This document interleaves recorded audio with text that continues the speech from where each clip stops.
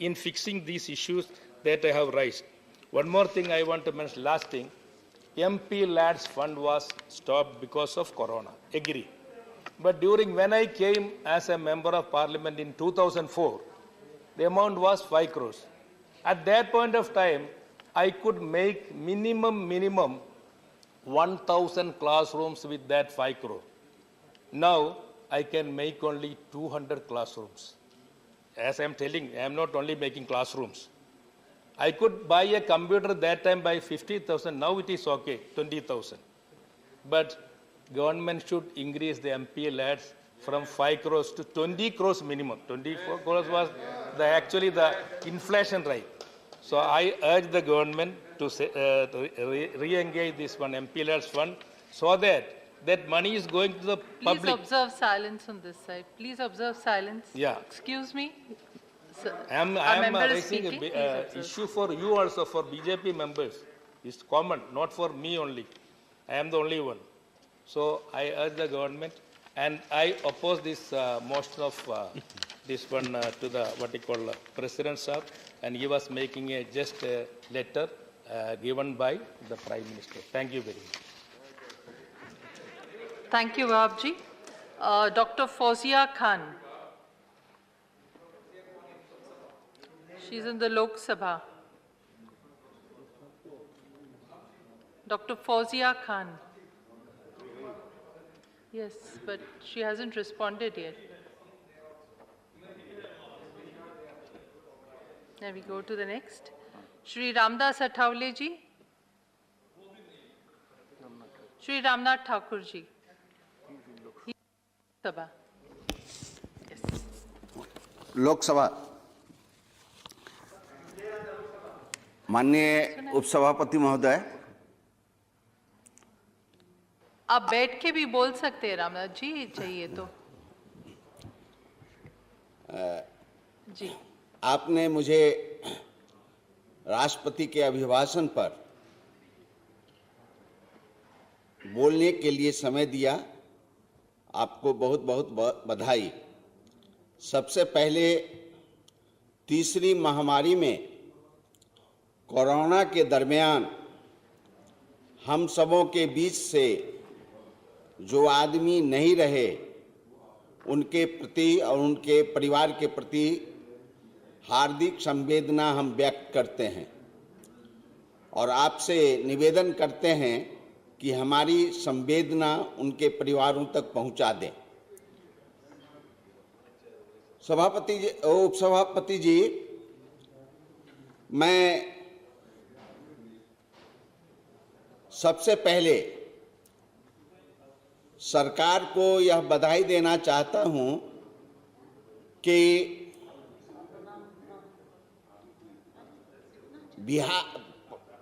भारत में पहली बार कोरोना महामारी की दवा बनाने में अग्रणी रहा और अपने देश में ही नहीं, विदेशों में दवा की सप्लाई की और लाखों लोगों को जान बचाने में कामयाबी हासिल की। इसके लिए उन वैज्ञानिकों को और भारत सरकार के मंत्रियों को मैं बधाई देता हूं कि लाखों लोगों को इस दवाई बनाने में और उसकी रक्षा में कामयाबी हासिल की। मैं राष्ट्रपति के अभिभाषण के संदर्भ में कुछ निवेदन करना चाहता हूं। मैं बधाई देना चाहता हूं कि पहली बार भारत में रक्षा मंत्रालय ने भारत में उपकरण बनाने का काम किया।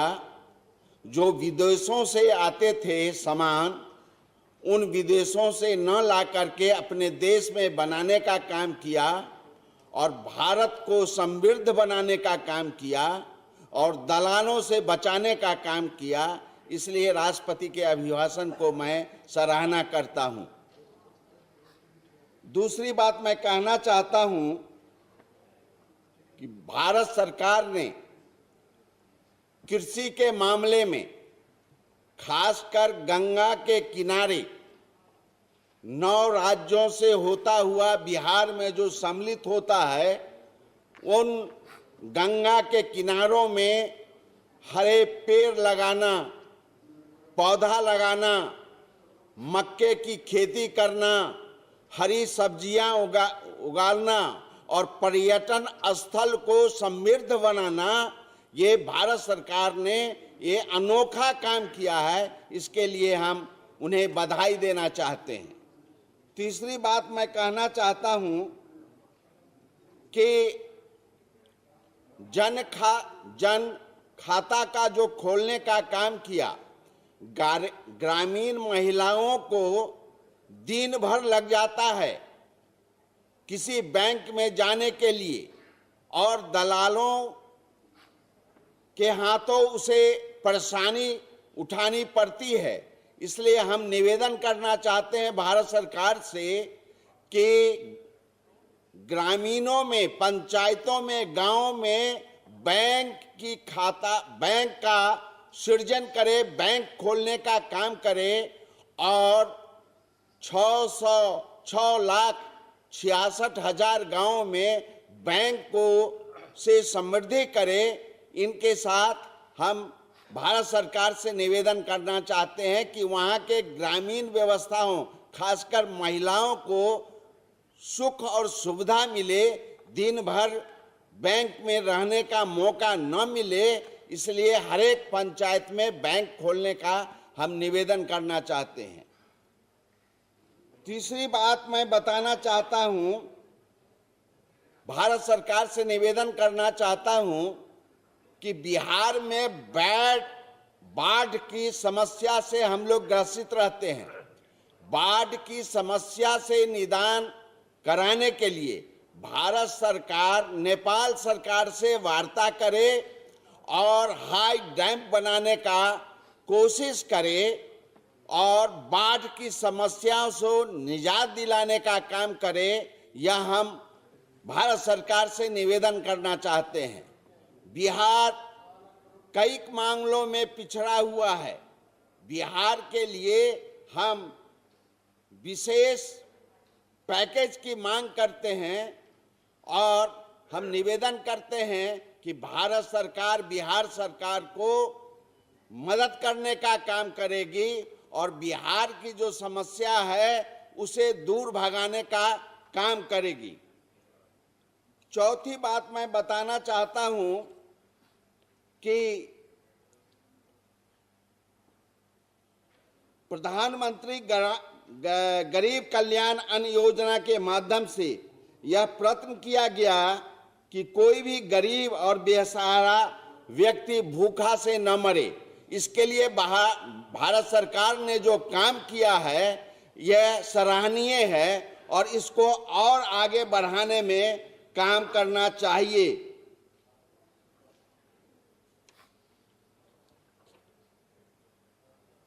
किसान सम्मान निधि के माध्यम से 11 करोड़ से अधिक किसान परिवारों को 1,80,000 करोड़ रुपए से अधिक की राशि प्रदान की गई है और इसका सकारात्मक प्रभाव भी दिखाई पड़ रहा है।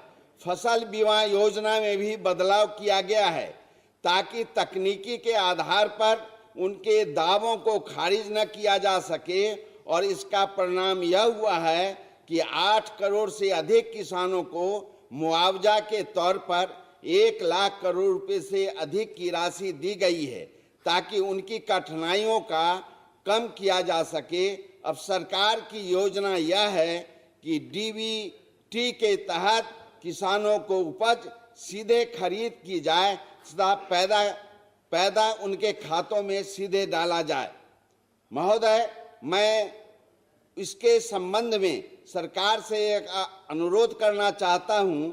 यद्यपि जन धन योजना के माध्यम से अधिकांश गांवों में बैंक खोलने के लिए मैं निवेदन कर चुका हूं। महोदय, यह संतोष की बात है कि सरकार ने देश में इंफ्रास्ट्रक्चर के विकास के लिए प्रधानमंत्री गति शक्ति योजना की शुरुआत की है। भविष्य में रेल, राजमार्ग और हवाई यातायात अलग अलग विकसित नहीं होंगे, बल्कि इनका एक मास्टर प्लान बनाकर इन्हें तैयार किया जाएगा। यह भी सुखद है कि वर्ष 2020-21 में ग्रामीण क्षेत्रों में प्रतिदिन 100 मीटर से अधिक की रफ्तार से 36,000 किलोमीटर से भी ज्यादा सड़कों का निर्माण हुआ है। मेरा यह अनुरोध होगा कि जब तक सरकार इस प्रकार की योजनाओं को लागू करे जो दे, ऐसा करते समय उन राज्यों पर विशेष फोकस करे जो इस मामले में पिछड़े हैं। मैं यह अनुरोध करना चाहता हूं कि बिहार में जो राजमार्ग परियोजनाएं एवं पुल पुलियों का निर्माण किया जा रहा है उसे तेजी से पूरा किया जाए। अभी ये कार्य वर्षों तक चलते रहे हैं। मैं यह भी अनुरोध करता हूं कि सरकार किसानों, नौजवानों की आकांक्षाओं को पूरा करने के लिए विशेष यत्न से तथा रोटी रोजगार के साधन उपलब्ध करावे ताकि देश में खुशहाली आए। तभी हम सही माने में संविधान में व्यक्त भावनाओं के अनुरूप तथा साथ ही महामहिम राष्ट्रपति द्वारा गौरवशाली भारत के निर्माण के आह्वान को साकार कर सकें। मैं कल सुन रहा था नेता विरोधी दल की बात को।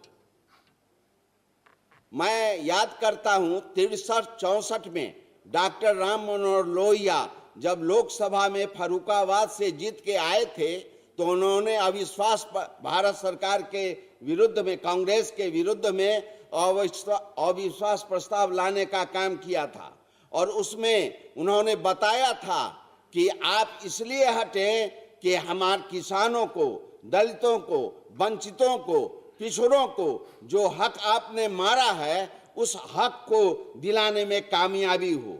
डॉक्टर लोहिया ने यह बताने का काम किया था अपने अविश्वास प्रस्ताव में।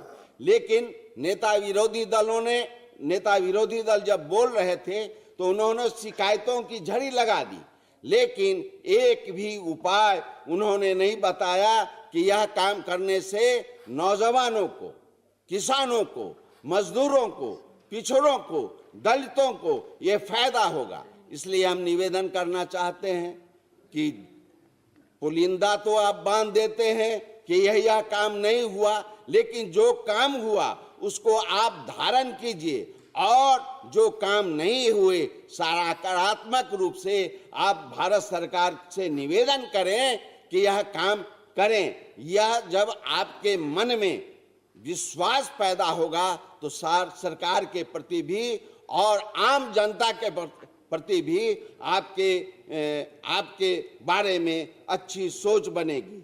मैं आपके माध्यम से निवेदन करना चाहता हूं कि यह निवेदन करना चाहता हूं कि भारत सरकार जो पिछड़ों न्यायालयों में जो आरक्षण के आधार पर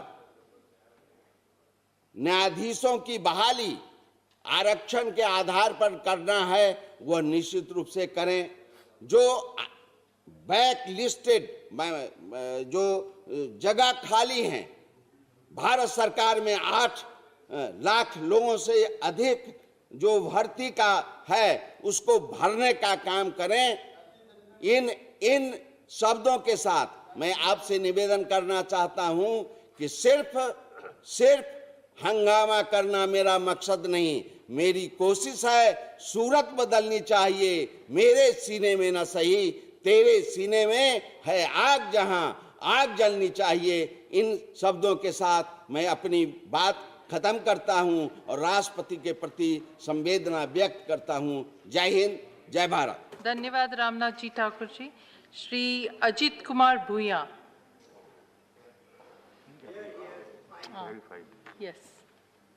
Yes, please.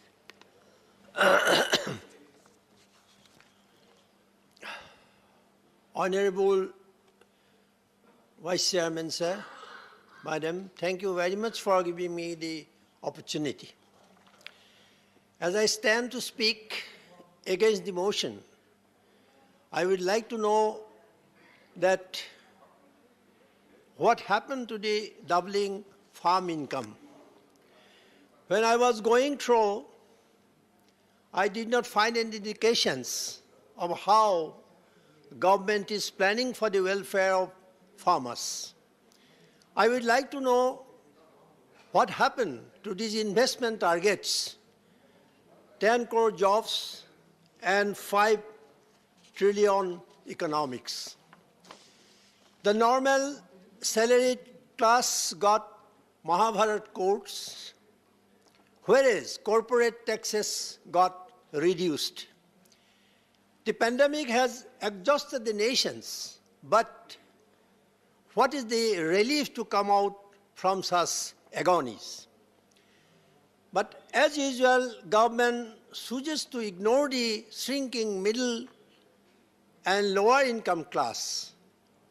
8 lakhs affordable houses will be completed at rupees 44,000 crore under Prime Minister Awas Yojana in 2022-23.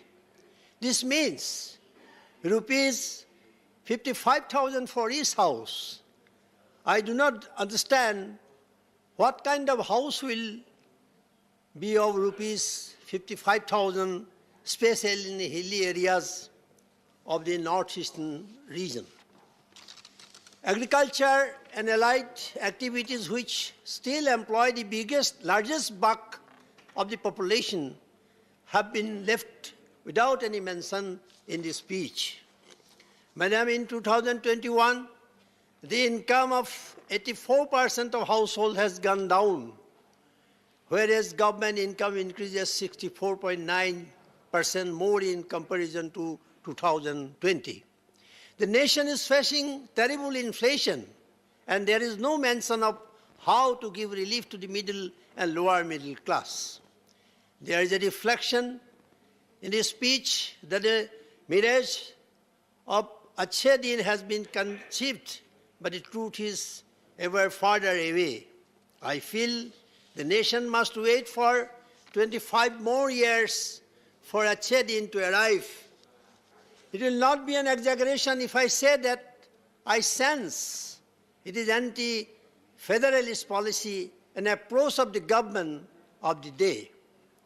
The subsidies on several schemes which directly benefit common people, roughly 80%, has been reduced. The core of the core schemes, including Mahatma Gandhi National Rural Employment Guarantee schemes, faces a cut. I had a high expectation that the presidential speech would refer to rural jobs and their avenues, but funds had been cut by 25%. Vice Chairman, Madam, 2014, I would like to say 2014 promise of Achhe Din, 2017 promise of New India, 2022 promise of Amrit Kal in 25 years. The goalpost keeps changing as the timeline keeps changing, as the promises keep changing. Promises are good, but delivery is better. 4.6 crores have been pushed with poverty, and 84% households have suffered from loss of income, and India ranks 104 out of 160 countries in the Global Hunger Index. I do not find any capsules on how to recover from these agonies in the speech. 66 lakhs MSMEs were closed, and this has strained the people to go back to their native places, but there has been no scope and incentives to employ those people at their respective places. Madam, I represent Assam in the upper house, and the government has claimed that peace and tranquility prevail in the northeast states. The government has not spelled out a Naga peace solution, as the honorable members of the House know that the Naga conflict is the mother of all other conflicts of the region. The framework agreement was signed in August 2015, in the presence of the Prime Minister of India, and Prime Minister had subsequently claimed that the long-pending Naga conflict would be resolved in no time. More than 6 years had gone, but what is the latest update of the Naga conflict is still a mystery. I am of the strong view that unless the Naga conflict gets resolved, the peace process in the region will be just IWAS, and a piecemeal approach will continue to disturb the region. Manipur and Assam's peace-loving people are still longing for resolution of conflict, and the government of India is yet to start a dialogue with several outfits. I am confident that peace and development should move simultaneously, and if the government of India takes bold initiative,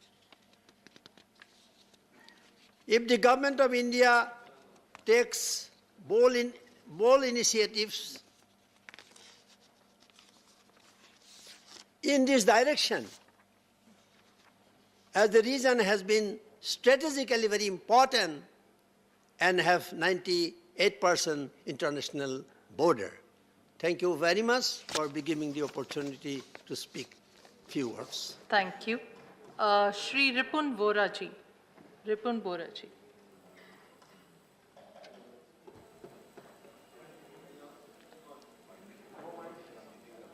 Is it? Come here. Here you can. Come.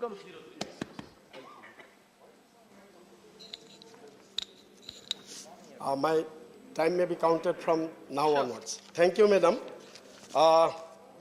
First of all, the entire country, with high expectation, they were looking that the President's address will be that we have already passed 3 pandemics. So the entire economy of our country has been badly devastated by the pandemic, and the people of this country wanted that since the President's address is the roadmap of the government for the coming years, so definitely there should be ways and means how to recover, how to develop, how to rebuild our economy. But nothing has been mentioned. Meanwhile, many of my friends have already explained. So this 84 crores, we have 130 crores population in our country, and out of that, 84 crores peoples, this income has been come down drastically during this pandemic period, but in the presidential address, not a single word has been mentioned. Not only that, Madam, during our UPA government, when Dr. Manmohan Singh was Prime Minister, the 27 crores people have been upgraded from below poverty line to above poverty line. This is not my report. This is the NITI Aayog's report. So now, during these 7 years, you are saying there's a $5 trillion country, we are leading our country to $5 billion. But during these 7 years, nearly 5 crores people have gone again below poverty line. Now, our country, it is very same. We are saying we are Vishwaguru, but we are very same, Madam, that in the world, in the global poverty, our India poverty is the half of the global poverty. So this is the, Madam, our present burning problem is what? This unemployment problem, this skyrocketing prices. Not a single word has been mentioned in the presidential address how to tackle the unemployment problem, how to tackle the price rises. Apart from that, Madam, the purchasing power of our people in this country have been hugely declined. The individual consumption has been hugely declined.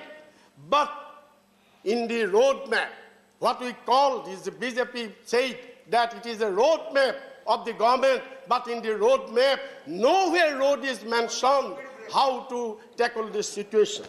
Not only, Madam, I just in the para 15, in the presidential address, Madam Para 15, the government has very proudly said that during pandemic period, we have done a great thing. What great thing? That not a single citizen was left in hunger, left in hungry. It is said. But what is the reality? They say that 80 crores people have been given free rice under Pradhan Mantri Garib Kalyan Nidhi Yojana. But what is the reality?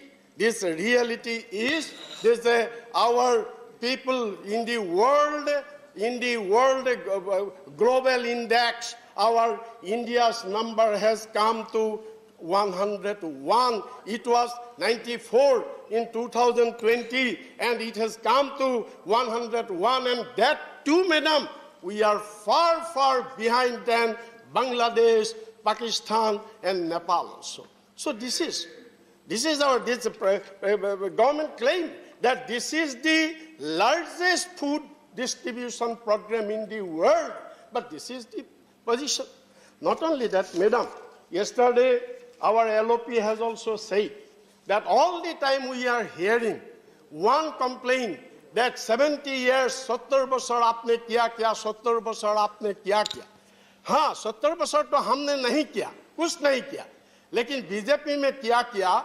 मैं इसको एक हमारा गांव में एक कहावत है, madam, वो कहावत क्या है? जो एक बाप का बेटा जो निकम्मा होता है, वो कुछ आमदनी कर नहीं पाता है, वो क्या करता है? बाप का सब प्रॉपर्टी एक के बाद बिकता है, और सब बाप का प्रॉपर्टी सब बिकने के जब खत्म हो जाता है, तो वो आरोप लगाता है, मेरा बाप ने मेरे को क्या दिया, मेरा बाप ने मेरे को क्या दिया. तो यही है हाल, यही है. आप देखिए मैडम, मैं ये नीति आयोग का है, मेरा नहीं है, जो जब first prime minister India Jawaharlal Nehru, he created 33 number of PSUs, no privatization. Lal Bahadur Shastri, he created 5 numbers of PSU, no privatization. Indira Gandhi created 66 numbers of PSU, no privatization. Morarji Desai created 9 number of PSU, no privatization. Rajiv Gandhi created 16 number of PSU, 16 number of PSU, no privatization. VP Singh created 2 number of PSU, no privatization. PV Narasimha Rao created 14 number of PSU, no privatization. IK Gujral, HD Devegowda created 3 number of PSU, no privatization. Then Atal Bihari Vajpayee, he created 17 numbers of PSU. There is 7 privatization. Dr. Manmohan Singh created 23 number of PSU, only 3 privatization. And our Vishwaguru Prime Minister Narendra Modi, during 8 years, he created not a single PSU. And he privatized 23 number of PSU of our country. So this is what we have done 70 years and what you have done in 8 years. Not only that, madam, one more important thing, that in para 40, it is mentioned about women empowerment. Para 31 in the address, it is mentioned in the women empowerment and said that 85% of the households, women, have been given Ujjwala gas. Yes, it is the data. By simply giving Ujjwala gas, there is no women empowerment. There cannot be women empowerment, but the government is not taking the feedback. There is no monitoring. The Ujjwala gas we have given, first cylinder women has taken, but the government has no knowledge. They are not taking this information that after taking the first cylinder, the woman has not been afford to take the second cylinder at cost of ₹1,000. It is lying. The cylinder is lying in the kitchen of the poor woman. This is women empowerment. This is women empowerment. Not only that, madam, our Congress government for women empowerment. We have made 33% reservation in Panchayati Raj, 50% reservation in urban local bodies, and we have passed bill for reservation of women in parliament and assembly also. But what you have done? What you have done? What about that? It is lying there. Not only that, this NCRB report of 2020. What happened? There is crime against women 3,87,997 in 2019. And in 2020, there is crime against women 3,57,360. Now you see, this is, if our women is not protected, how can we say women empowerment? What is the meaning of women empowerment?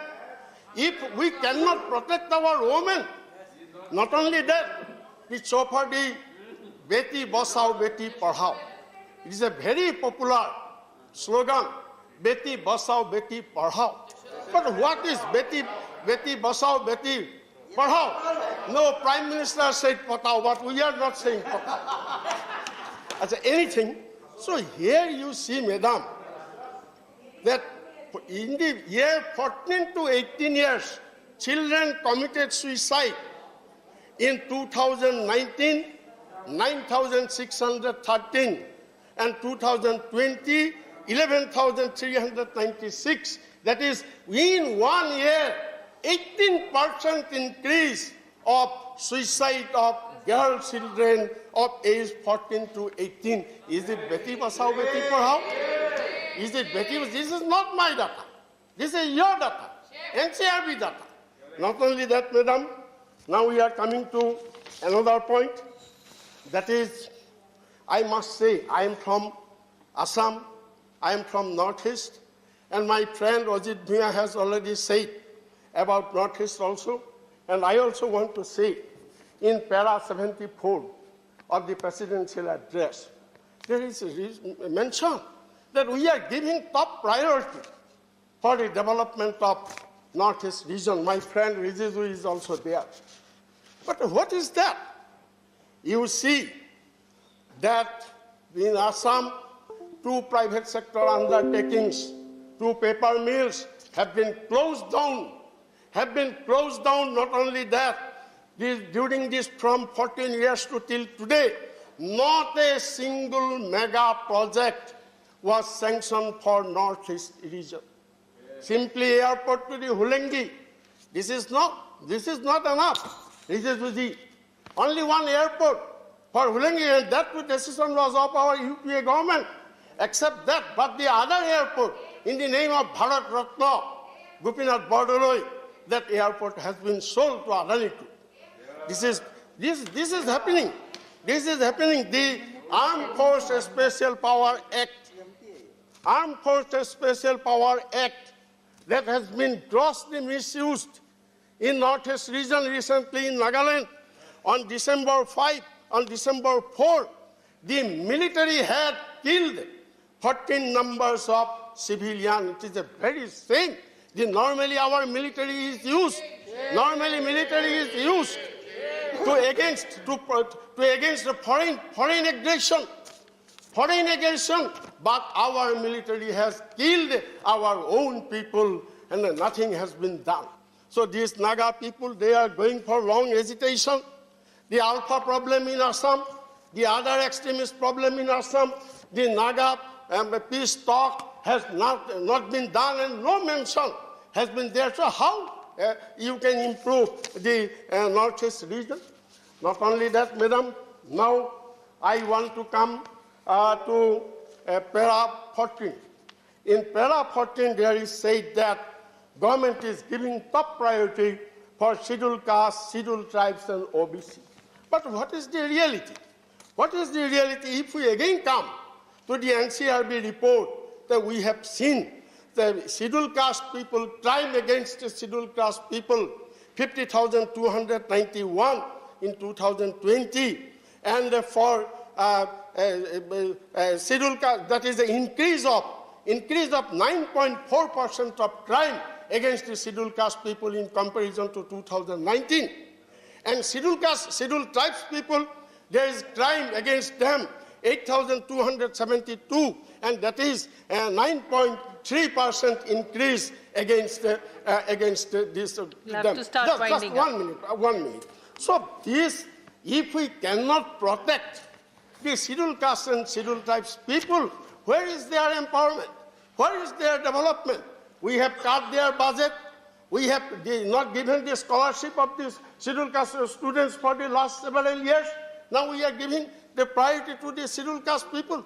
So this is last, Madam, finally, I have come to this point only, that I would have been very glad, 1 minute, Madam, I would have been very glad to extend our thanks, to extend our gratefulness to the President of India and to the presidential address. Had there been mentioned this thing, what is that? That your slogan is Sabka Saath, Sabka Vishwas. But you do not have Aapka Vishwas nahi hai. Aapka Vishwas aapka mantri ka upar nahi hai. Aapka Vishwas judges ka upar nahi hai. Aapka Vishwas army officer ka upar nahi hai. आपका विश्वास opposition leader का ऊपर नहीं है, Honorable member, आपका विश्वास आपका मंत्री का ऊपर नहीं है, तो इसीलिए आपने क्या किया?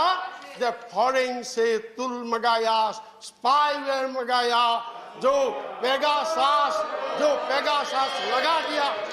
You can say आज जो पेगासास, जो आज ये जो सारा इंटरनेशनल में, सारा वर्ल्ड में हमारा इंडिया का डिफेंडर सबसे you claim. Honorable member, please wind up, otherwise I'll have to call the next India is the largest democratic country, but what you have done here?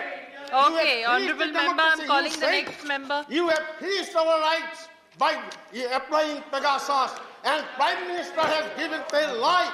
Thank you. He misled the country. He said that, no, we have taken Pegasus, but the recent New York... Thank you, Boraji. Thank you, Boraji. New York now, Shri Jawahar Sarkar. That the government has purchased Pegasus. Thank you. Thank you. Thank you, Boraji.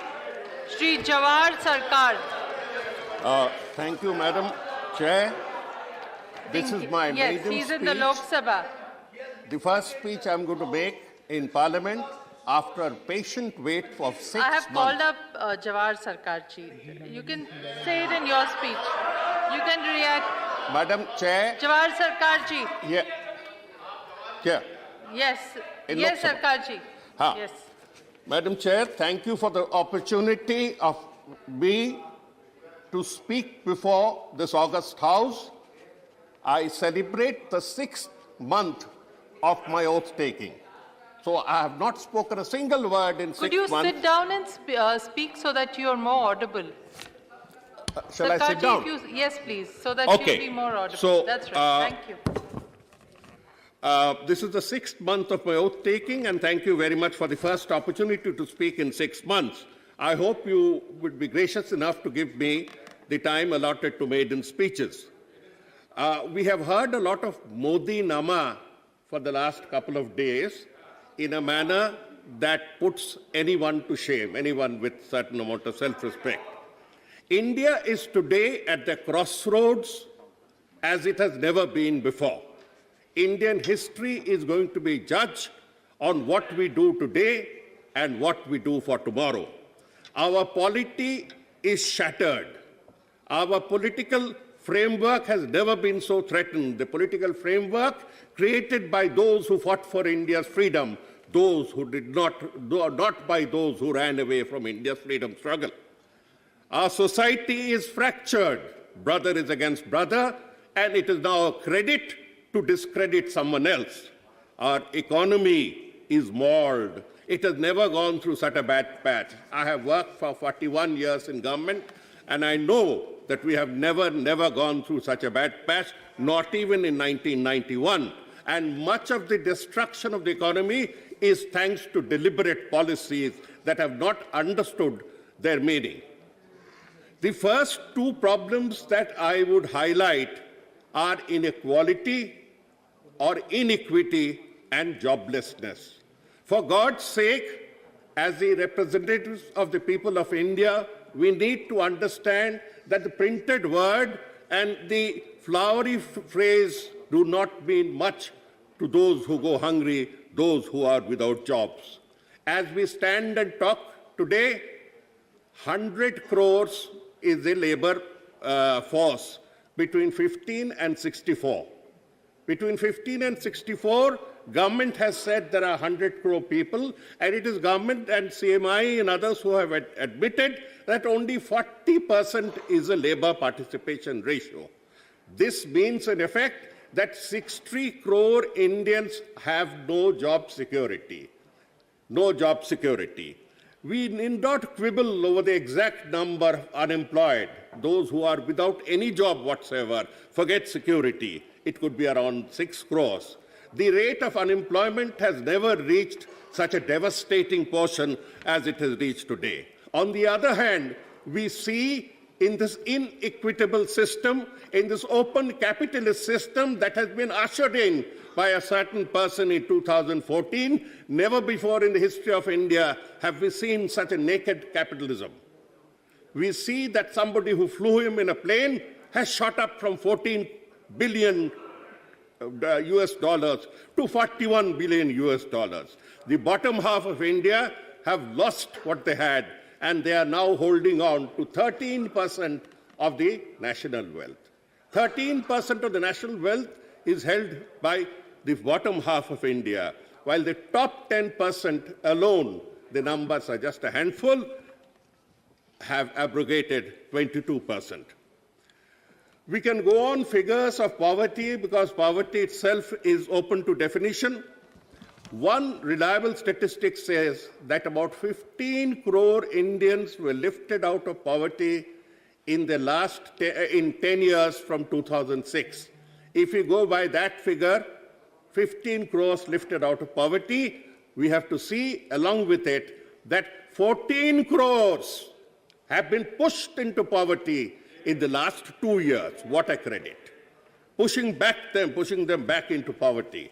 Joblessness, I have already told you. So without an equitable economy, what does it matter whether the Indian economy reaches 3 trillion or 30 trillion? Because all of it would be going into the pockets of a few while the others go hungry. Hunger has already been mentioned. To give effect to this, what I would say, a misconstrued game plan, we find privatization has been given much more emphasis than ever before in Indian history. The disinvestment budget for 21-22 is 1.75 lakh crore. I wonder how much they have been able to get. But over and above this, disinvestment is giving it up forever. Government has come up with a new ploy called the National Monetization Pipeline. This NMP targets 6 lakh crores. 6 lakh crores over a period of 5 to 6 years. And this year itself, I think its target is 88,000 crores. 20 categories of national assets: roads, freight corridors, railway lines, power, 6 lakh crore watts. 6 lakh crore watts of power, gas, 8,000 kilometers of gas, 25 airports, and I can go on with the list, would be handed over for a lease period to those who may return them after extracting whatever was there in them. What guarantee is it?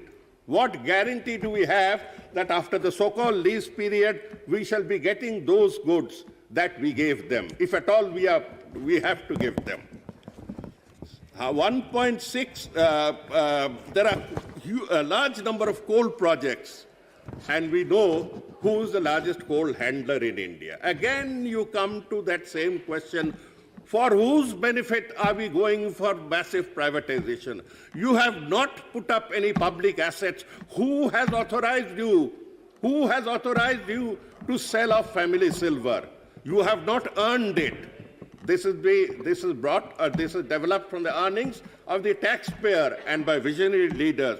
And you are now tasked yourself with the task of selling them over to people friendly with you. when I use a term like that. Let me give you an example. 6 airports were privatized.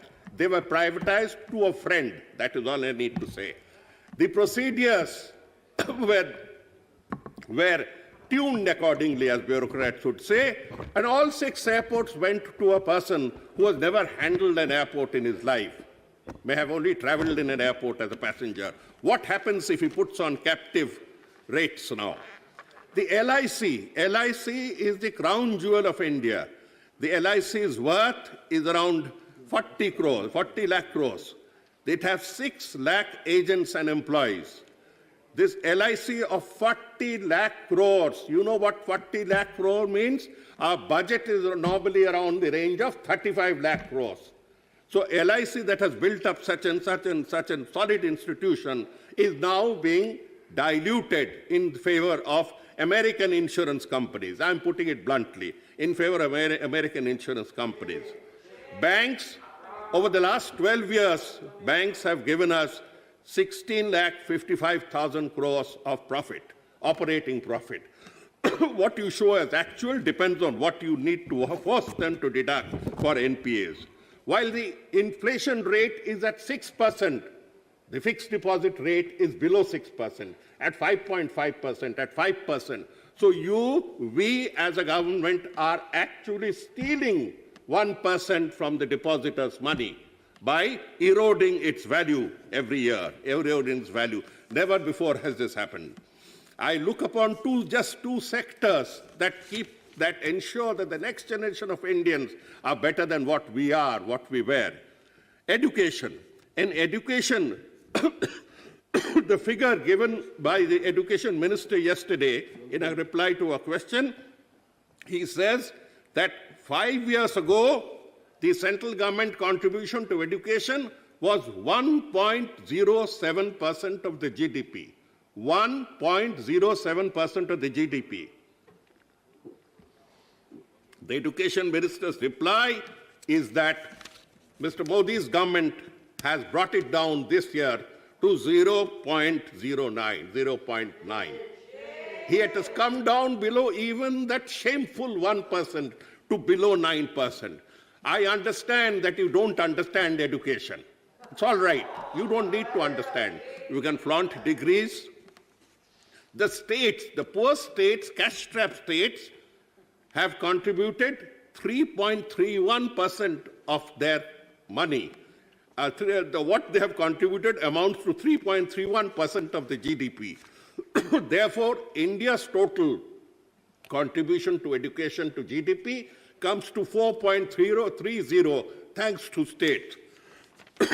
Thanks only to states. But then I find in this government, the left hand does not know what the right hand is doing. The economic survey gives in page 352 that the education percent to GDP is 2.8%. Just now, the education minister said it is 4.3%. And on page 352 of the economic survey, you say 2.1%. 2.8% to 3.1%. Bhai Sahab, there is a lot of difference between 4.1% of the GDP, 3.1% of the GDP, and 4.30% of the GDP. Hajaron, lakhon crore ki fark hai. Education as a percentage of GDP, as I said, has been going down year after year, and you are doing nothing about it. The major schemes in higher education, I was checking, and they have replied that the major scheme for higher education known as RUSA, Rashtriya Uchchatar Shiksha Abhiyan, has come down from 1,400 crores 5 years ago to 165 crores this year. From 1,400 crores to 165 crores. This is just an example. Just an example. I move on to health. Health, whenever we talk about, India will not forget those devastating scenes of corpses being burnt on pavements or in parks, corpses being thrown into rivers to hide figures. The figures that the government of India has given and is repeatedly giving of deaths is challenged by every country in the world, including Burkina Faso. Our statistics have no value whatsoever. We are beating China where credibility is concerned. So we will not forget the massive deaths that happened despite all the drum beating that you undertake now. Why did you not order for vaccine when they were being made in India? Why were you going around the world as a Vishwaguru, as somebody, as a pharmacy of the world, when your own vaccine companies were moving from pillar to post in Delhi, asking for a purchase policy? When they booked these vaccines for a foreign market, you clamped down upon them. And thankfully, you did not declare them anti-nationals, but you got very late.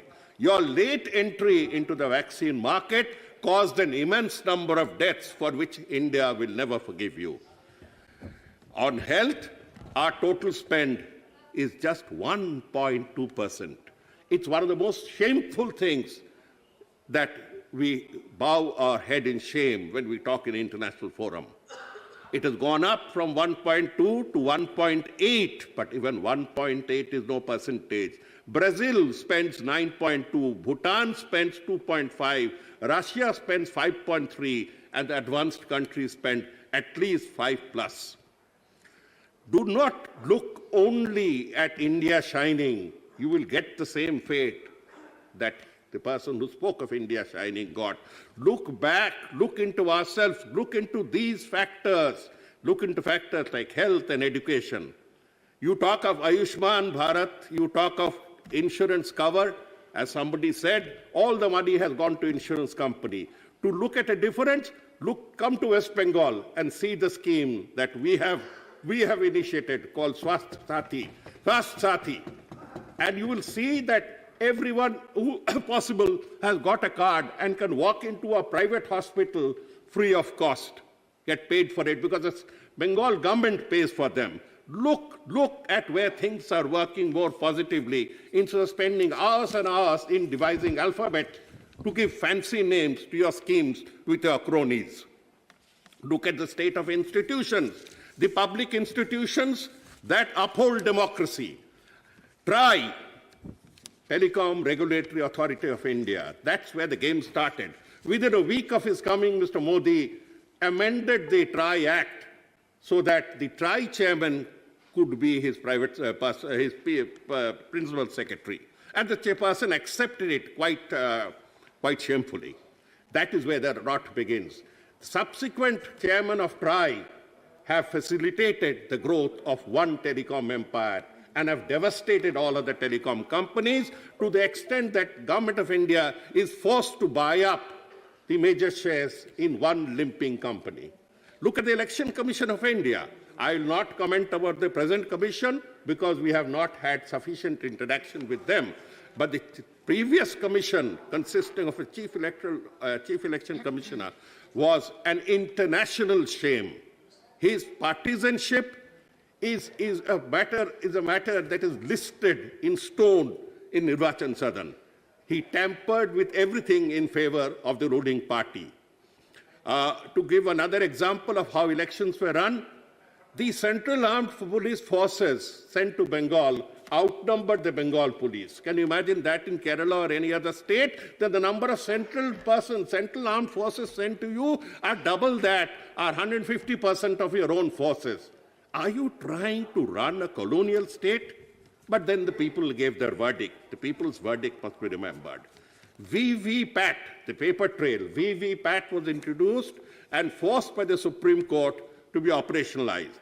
That VVPAT is today undergoing a feet dragging with the consent of one particular Chief Justice who has now switched on to the other side. Anyway, our humble submission is that when the 2024 election comes, please be bold enough to utilize the hundreds of crores that you have spent on VVPAT and let two results emanate, one from EVMs and the other from VVPAT. Why do we have to force you? What do you have to hide?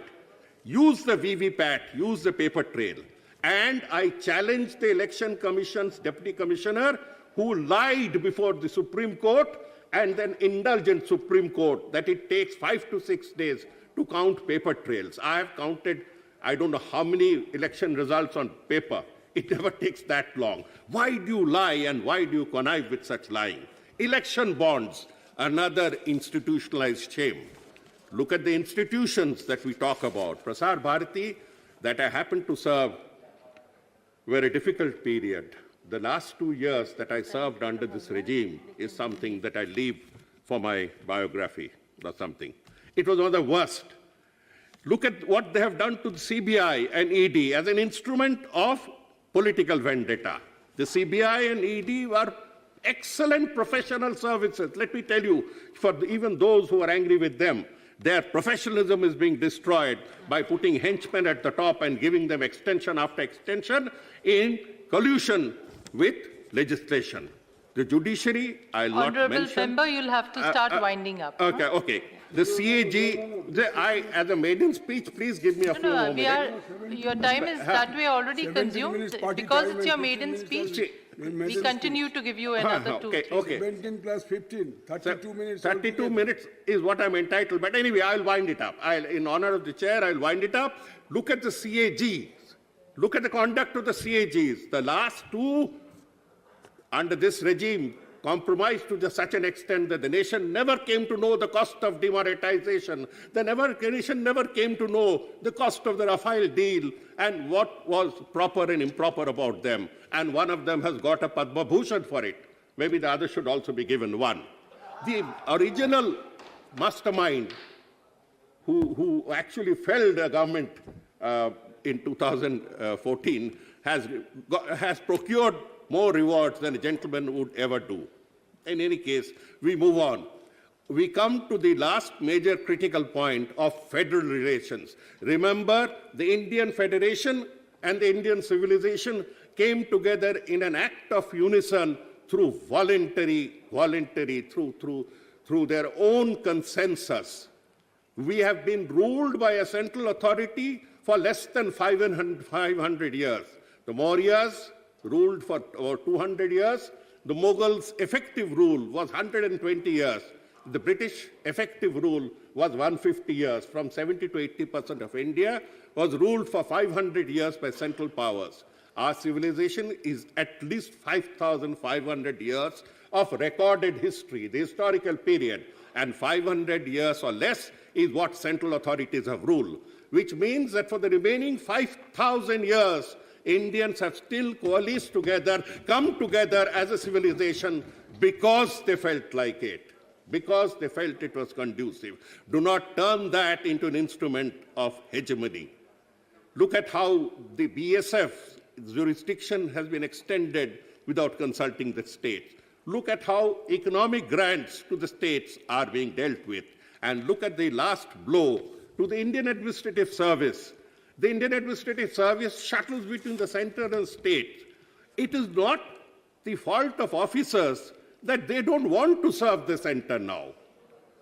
10 years ago, 309 IAS officers served the center.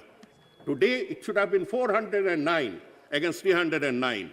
The number has come down to 223. Can't you get the message that they don't want to come and serve under you? You can't use force now to draw them out from their cities and work under you.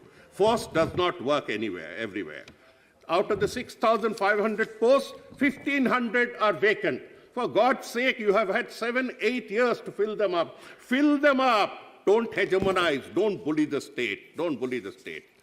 I come down to the last lap of my presentation on the President's speech. The entire thing is being run on controls and arrogance. Even Aadhaar, the linking of Aadhaar to voter card is another indication of this control freak mentality. The central vista is an arrogant display of hubris. There was no need. Please go and see it. Members, please go and see Rajpath. This Rajpath was Rajpath, which was perfectly fine, and it has cost 606 crores. 600 crores to redo the Rajpath and put a few lampshades and lampposts and visitors' seats. What sort of nonsense is this? It's just a hubris. It would be much better if you have renamed Rajpath in somebody's name.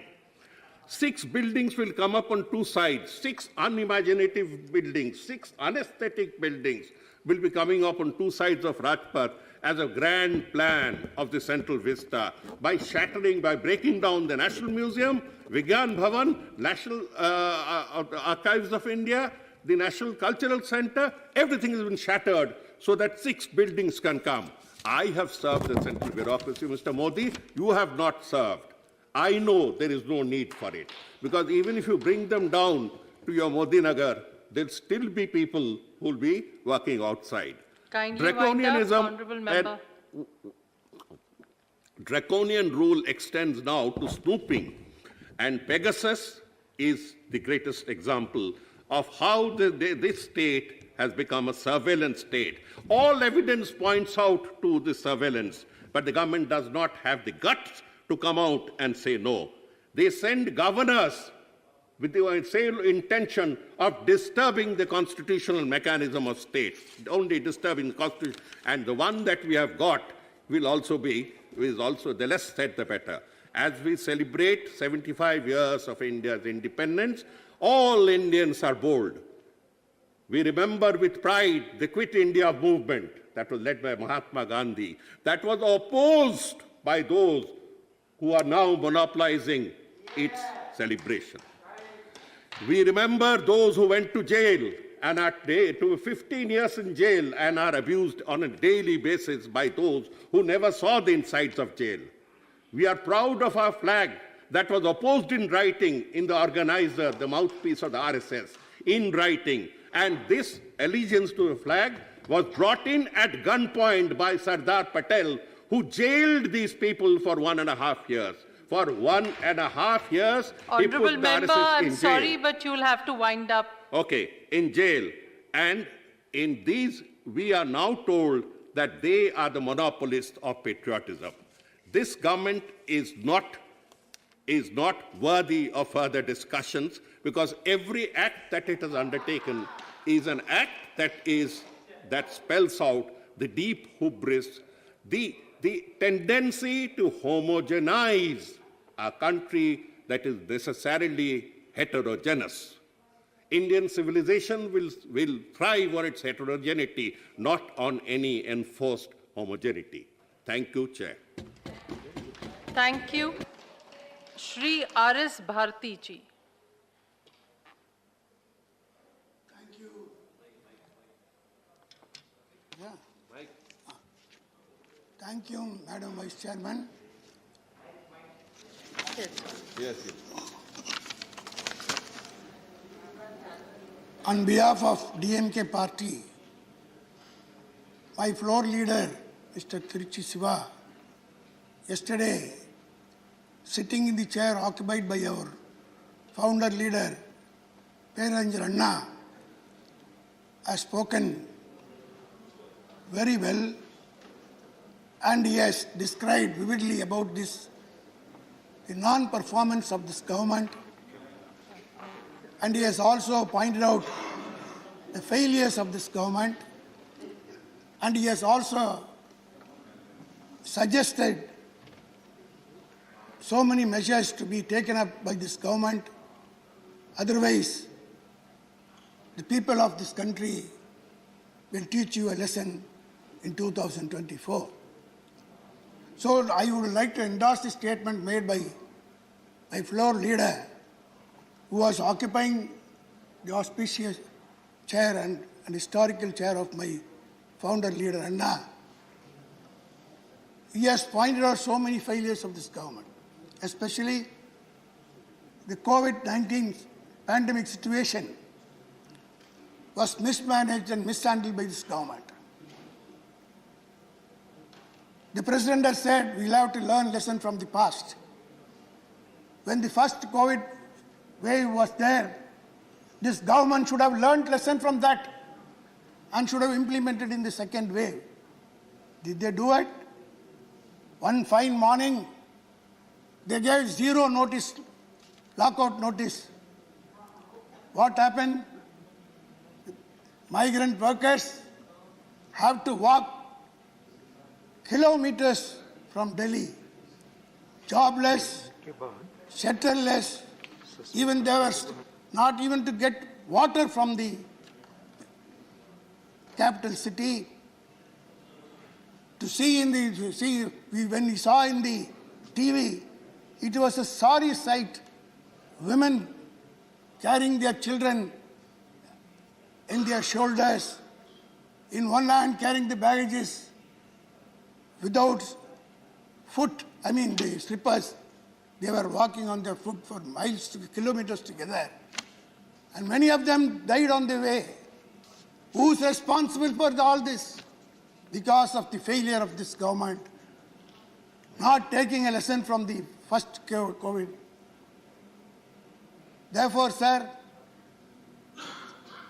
and not only that, so many failures have been pointed out by the previous speakers, and especially the President has said, empowerment of women.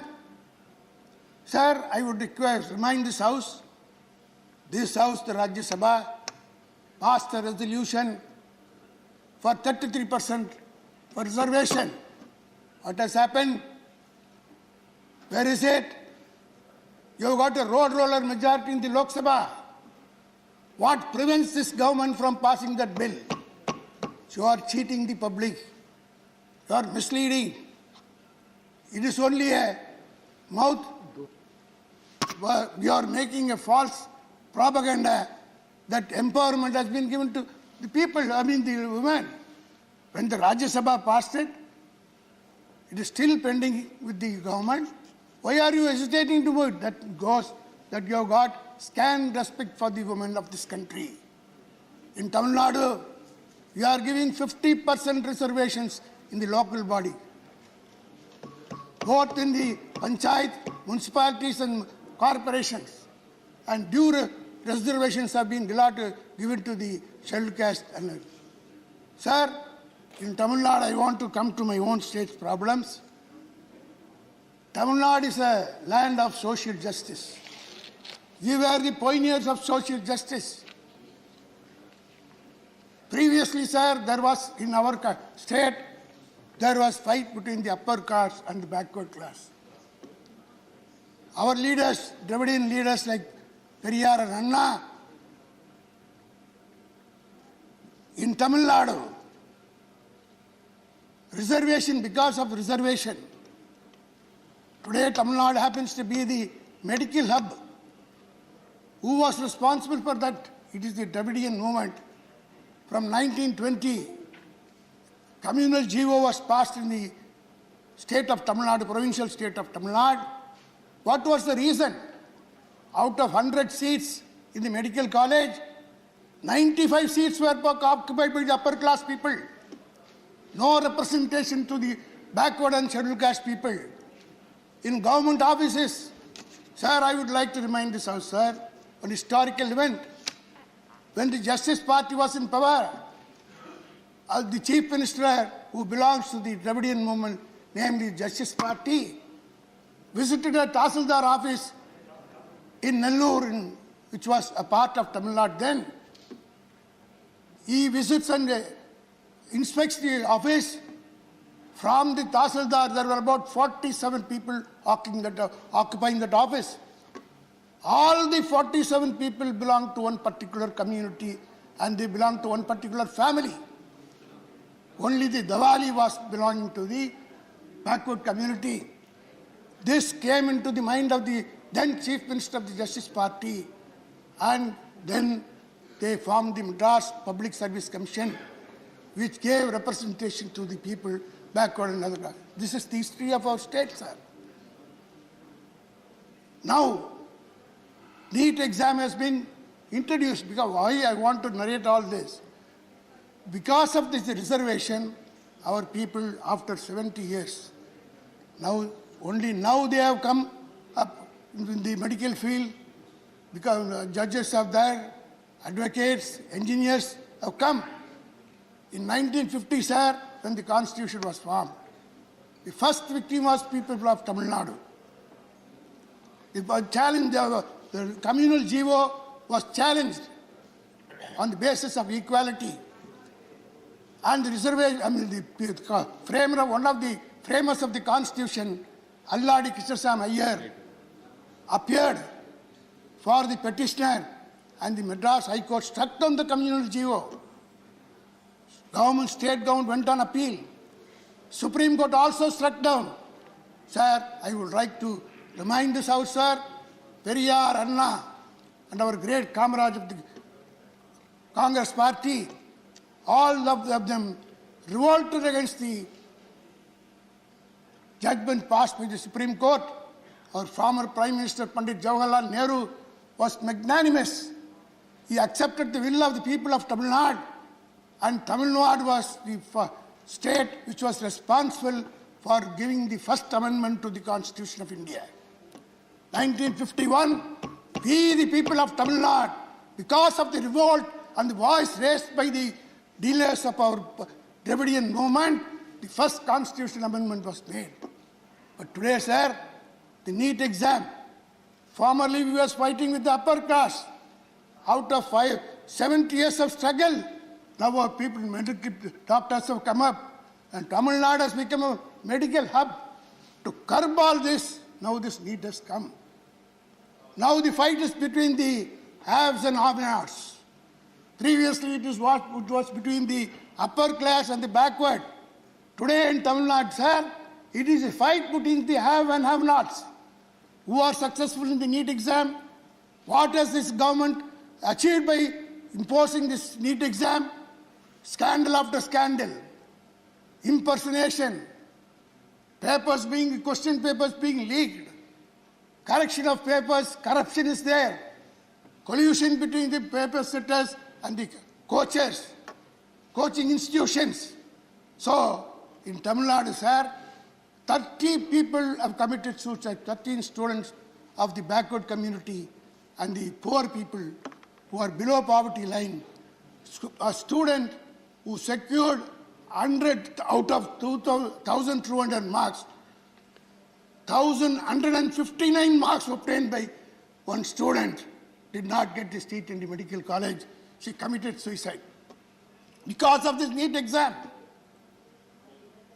Coaching centers people are going to the coaching centers. Those who go to the coaching centers are getting the opportunity of passing the NEET. Therefore, our Chief Minister M.K. Stalin, in the elections in 2011, gave an assurance to the people of Tamil Nadu. Once we come to power, we will scrap this NEET. To scrap this NEET, to exempt Tamil Nadu from the NEET examination. Please conclude. One minute is good. I'll conclude, sir. I'm coming to the end of it. It was passed by the state legislature, sir.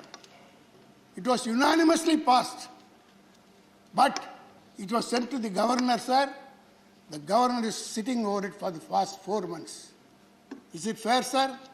Since it is in the education, it's the concurrent list, we will have to necessarily send it to the president. He has neither sent it to the president or passed any comments. He is lying over, sir. So, I would request these sort of injustice should not be committed, sir. We are in a federal setup. Our great Anna said once, with this I want to conclude, sir, in Tamil. Aattukku daadi edirke, naattukku governor edirke, which means there is no necessity for a goat to have a beard. Likewise, there is no necessity for a state to have a governor. I think that will come true in the days to come. Thank you, sir. Thank you. Dr. Sasmit Patra ji. माननीय अध्यक्ष जी, आपने मुझे ये अवसर दिया राष्ट्रपति जी के अभिभाषण पे धन्यवाद प्रस्ताव पे अपना वक्तव्य रखने के लिए, इसलिए मैं आपका शुक्रगुजार हूं। मेरे नेता माननीय मुख्यमंत्री श्री नवीन पटनायक जी की ओर से, बीजू जनता दल की ओर से, मेरी पार्टी की ओर से हम लोग इस वोट ऑफ थैंक्स को समर्थन करते हैं, इस धन्यवाद प्रस्ताव को समर्थन करते हैं। मान्यवर, धन्यवाद प्रस्ताव को समर्थन करते हुए आज मैं बड़ी भारी दिल से यह कहना पड़ रहा है कि समानता की जो विषय है, समानता का जो सोच है, जो आदर्श है, जो फेडरलिज्म की स्ट्रक्चर है, जो संघीय व्यवस्था का चर्चा हम करते हैं, वो संघीय व्यवस्था का चर्चा जो है कहीं ना कहीं आज घटता हुआ दिख रहा है। ये मैं क्यों कहता हूं? उसको शुरू करने से पहले माननीय राष्ट्रपति जी के अभिभाषण के पैराग्राफ नंबर 14 पे मैं आपका ध्यान आकर्षण करना चाहूंगा, जिसमें कि उन्होंने बताया था कि बाबा साहेब डॉक्टर भीमराव अंबेडकर जी का वो वक्तव्य उन्होंने उसमें जाहिर किया था, जिसमें अंबेडकर जी ने कहा है, माई ideal would be a society based on liberty, equality and fraternity. Equality, समानता, सारे राज्य एक समान, कोई ज्यादा नहीं, कोई कम नहीं, किसको ज्यादा प्यार नहीं, किसी को कम प्यार नहीं, सबको इक्वालिटी। ये बाबा साहेब भीमराव अंबेडकर की सोच का जो वर्णन राष्ट्रपति जी ने किया है, अति सुंदर है। बट क्या यह वास्तविकता में हो रहा है? आज वास्तविकता में नहीं हो रहा है। यह वास्तविकता में क्यों नहीं हो रहा है, इसके बारे में मैं जिक्र करना चाहता हूं। माननीय अध्यक्ष जी, हमारे माननीय मुख्यमंत्री श्री नवीन पटनायक जी ने 2019 में, 2020 में, 2021 में 3 चिट्ठियां लिखते हैं वो केंद्र सरकार को और मांग करते हैं कि प्रधानमंत्री आवास योजना ग्रामीण में 6 लाख परिवार, 6 लाख घर, जो कि ज्यादातर आदिवासी भाई बहनों का है, उनको प्रधानमंत्री आवास योजना ग्रामीण में सम्मिलित किया जाए। उसके लिए क्या करना पड़ेगा? केंद्र सरकार का एक आवास पोर्टल है मान्यवर, उस आवास पोर्टल को खोलना पड़ेगा। 3 साल से यह आवास पोर्टल खुल नहीं रहा है, यह खिड़की बंद है और यह खिड़की जो है खुलने का नाम नहीं ले रहा। मगर यह खिड़की किसके लिए खुलता है? यह खिड़की खुलती है उन राज्यों के लिए जिनको कि केंद्र सरकार शायद ज्यादा प्यार करते हैं। इस साल जनवरी 2022 में जब जनवरी 13 तारीख को यह खिड़की खुली, खिड़की किसके लिए खुली? ओडिशा राज्य जो 3 साल से मांग कर रहा है, हमारे माननीय मुख्यमंत्री श्री नवीन पटनायक जी 3 साल से मांग कर रहे हैं, उनके लिए नहीं खुला। खुला किसके लिए? कर्नाटक के लिए। अच्छी बात है, कर्नाटक के लोगों के लिए, उनके 25 लाख परिवारों के लिए यह खिड़की खुली, अच्छी बात है। मगर ओडिशा के 6 लाख आदिवासी भाई बहनों ने ऐसा क्या गुनाह किया है जिसकी वजह से 3 साल से उनके लिए खिड़की नहीं खुल रही है? यह वास्तविकता समझ में नहीं आ रहा। मान्यवर,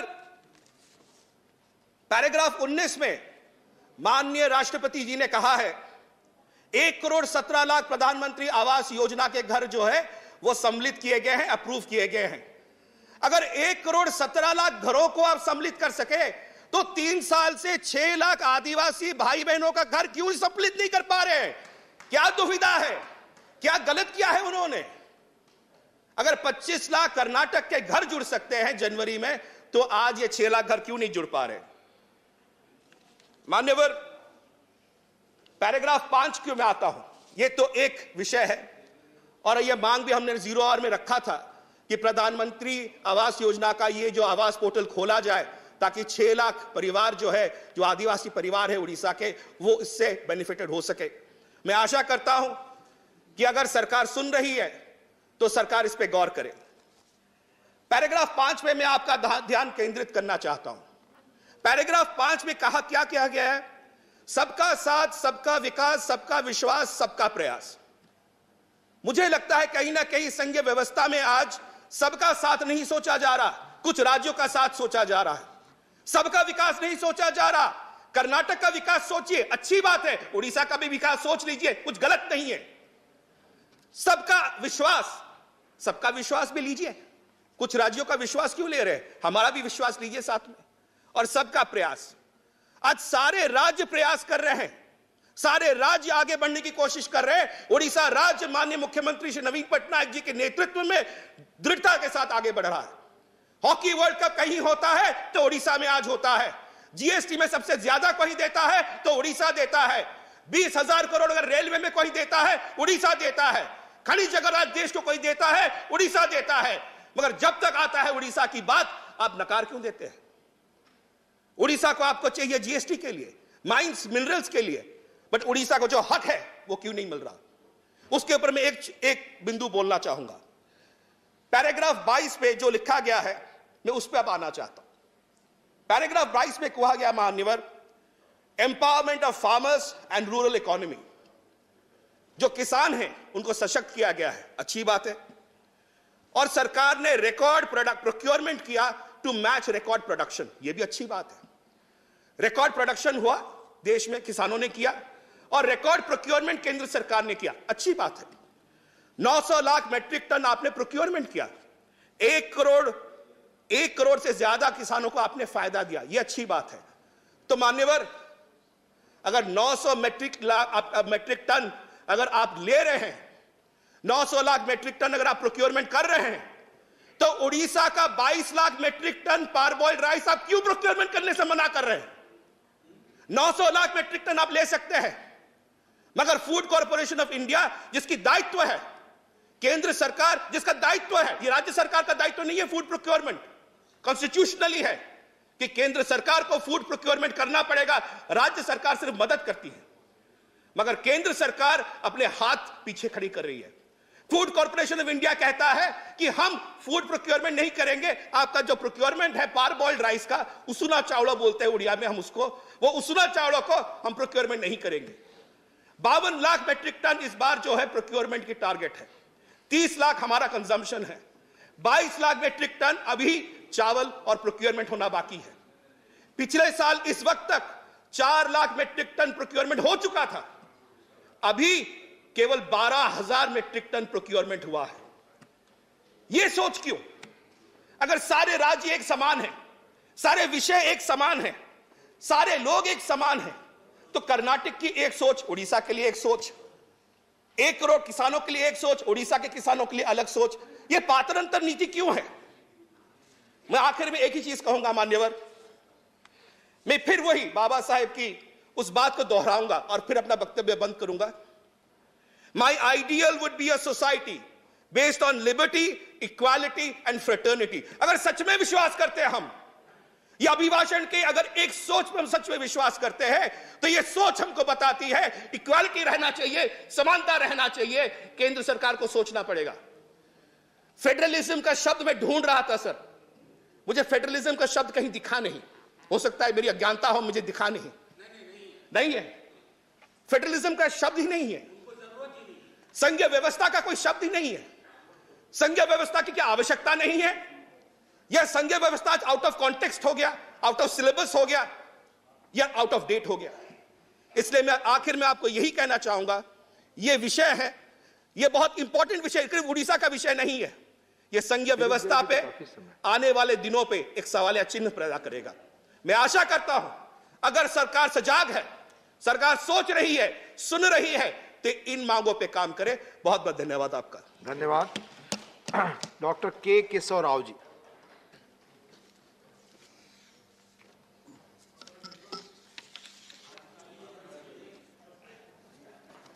Sir, I hope you will empathize with my discordant note, because I speak with this discordant note for the reasons, not without reason.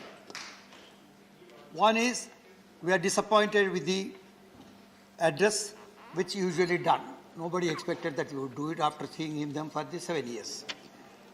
Number two, what has been said could have seen in a global, in a Google or anywhere, so there's nothing new. Yesterday I was hearing from RAJYASABHA a leader saying that what we expect in a presidential address is some kind of a strategic vision of the state, of the nation, of the party, of the ruling party. Because what has been done is done, which has both plus and minus points. But what is to be done is something which you throw for open discussion. Sir, today I raise with, as I earlier said, with most very hard, even my Patraji, while welcoming the address, said he was speaking with a heavy heart. So everyone today who is speaking in this, even if they are supporting this, they are speaking with a heavy heart because something is paining them. Sir, to me today, our very polity, idea of India is under threat. Today you are talking about all this unity. He has quoted Ambedkar, but I'll quote Ambedkar in this context. Economically we are divided, as yesterday one leader said, but more basic, secular and cultural. This it is eating into our very body politics. It is not only dividing the persons, but their minds, corrupting their minds. So much so tomorrow you'll find two differently thinking people on the idea of India. This is not a new thing, but the way ever since the BJP had come into rule, I'm not taking the name, the ruling party had come into there. this division of secular Indians and radical Hindu nationalists has sharpened. The conflict between these two identities form the core of polarization in India. And the greatest threat today to this country is the politics of polarization. This is very important. You are seeing, it's all right. I think I'm little elder to a lot of people in this house. So as an elder brother also I can tell you, today it might pay us. It may pay us in some project. But tomorrow when it reaches the hearts and starts corrupting the very body, then you will find two nations, not persons. Persons can be divided, they can be brought together. But the minds will be so divided that they can never be brought together, and India will be totally split. This I'm not speaking out of politics, please. This I'm speaking to you out of my concern. That is, I said, discarded note. Sir, the majoritarian-backed politics of polarization is the highest during NDA. You must excuse, this is NDTV's hate speech analysis. NDTV hate analysis. There is an increase of 1,013% in hate speeches, of which 80% are Sangh Parivar members. This has been found in the report. And with a heavy heart, as Matra says, I have a heavy heart, I'm trying to tell you what exactly would happen. We need to correct our own people. I don't want to go into specifics, but it clearly shows the path of hate towards which the BJP government is heading. Hate politics and communal disharmony is against the very idea of India, advocated by Mahatma Gandhi and all other great leaders. Thus, there is an urgent need to bring a special law to tackle the problem of hate speech as recommended by Honorable Supreme Court in Viswanathan Committee. Sir, the partisan attacks, I tell you, the partisan attacks on India's independent political institutions have intensified. Opposition parties have become extremely wary of defending pluralism and secularism, which needs to be done, but not being done. Hatred and violence against minority communities have flared up. The current wave of polarization has its roots in the colonial and two clashing visions of the idea of India that emerged then. One strain of thinking envisioned the India as a secular nation in which membership was defined not by one's faith, but by one's place of birth. The most important proponent of this view was Mahatma Gandhi. Though a devout Hindu himself, Gandhi viewed the Indian nation as a harmonious collection of religious communities. Speaking about the Indian society, I would quote what Patra said, but in this context. Ambedkar ji spoke about this during the federalism, but during the unity that was being tried. We are a multinational nation. We have never been a nation at all. The word nation is not used in the constitution if you see it. It is union of states. And all right, let us go into ideology also. Even if you are talking of a nation, we are trying to build a nation, make a nation out of winning it. How do we do it? We have been 600 nations, sir. And I belong to entirely a different culture known as Dravidian culture. We still have Onam, where we think Bali Chakravarti will come back. Whom you think you glorify or gloat over, killing him. See, these are differences. We are trying for all these years, centuries, to see that how we can find some kind of unity, a thread of unity in the diversities. When we are making such an effort, you are coming, for example, today morning, one of the most sober and very mature minister here, Labour Minister, when I asked him that the particular member wants the answer in English because he was not able to get the translation free, he said, we'll speak in Hindi only. They can look at the translation. See, this kind of attitude must go. This kind of thinking, mind setup should go somewhere. And this we see it today. And today, southern states don't take them very slowly. I belong to one of the southern states. Though I come from the a central state where I can speak Hindi and other things.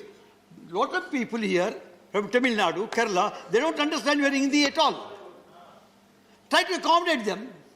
Their culture is different from you, my dress is different from you, my food is different from you, my marriage is different from you, my entire thing is different from you. And we want to be one because we've been brought in and we are trying to do it. This is what exactly is under threat today. Yes. So, Ambedkar, if you read him, what he says is, my ideal would be a society based on liberty, equality, and fraternity. He insisted on that fraternity. Democracy is not merely a form of government.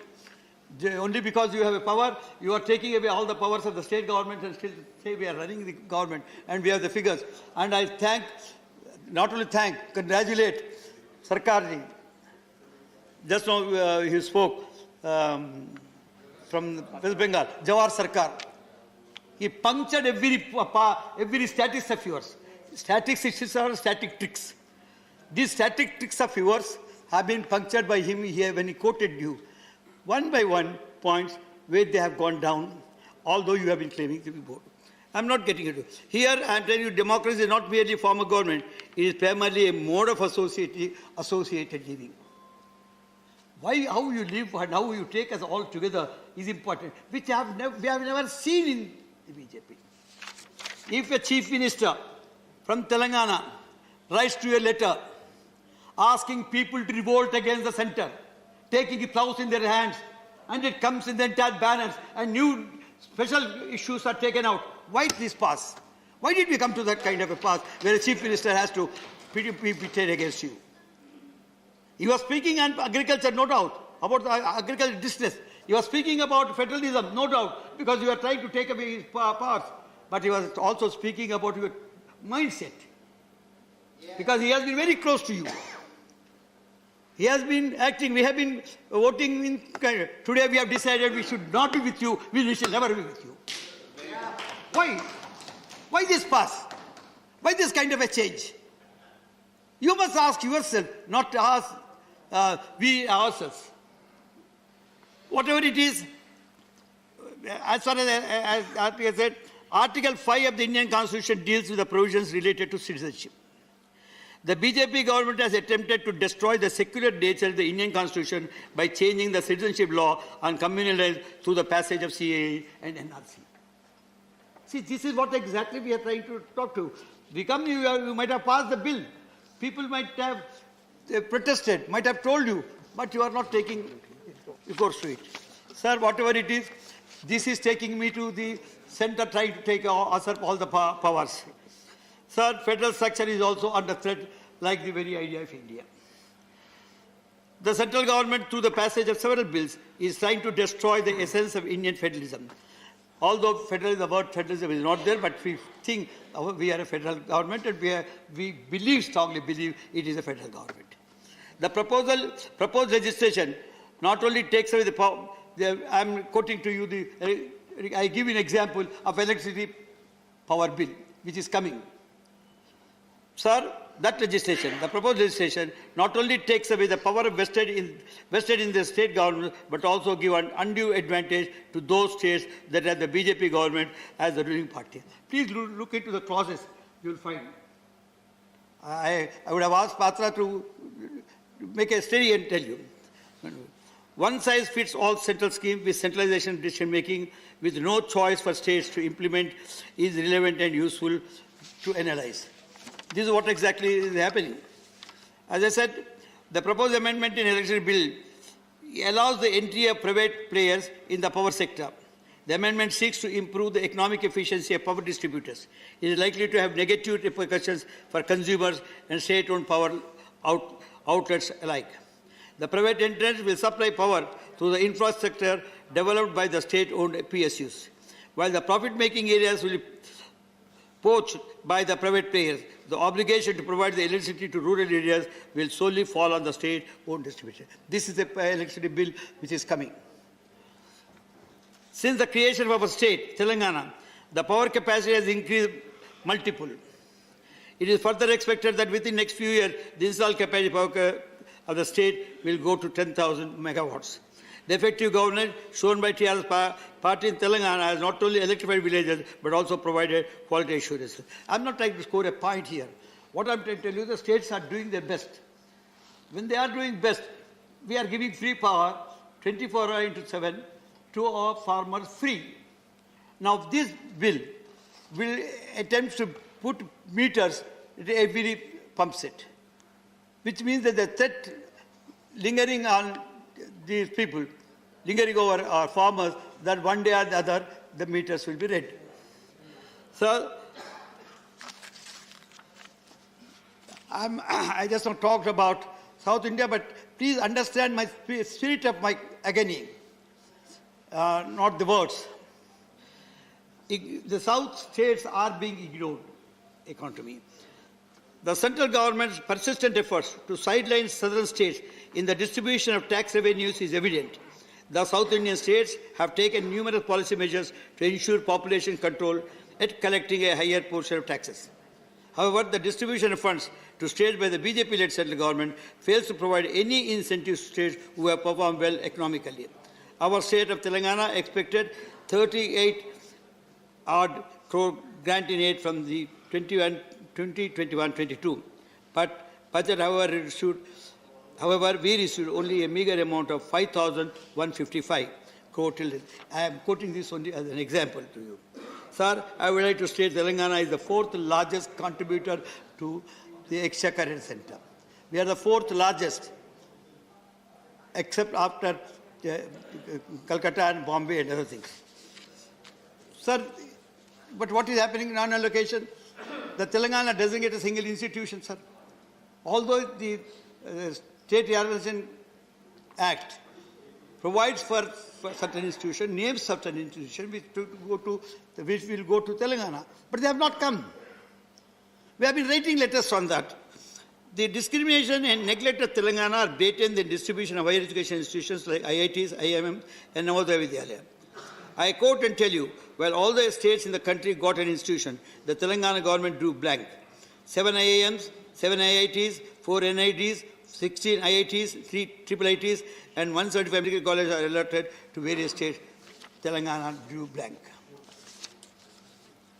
So, thus, Indian federal structure is under threat.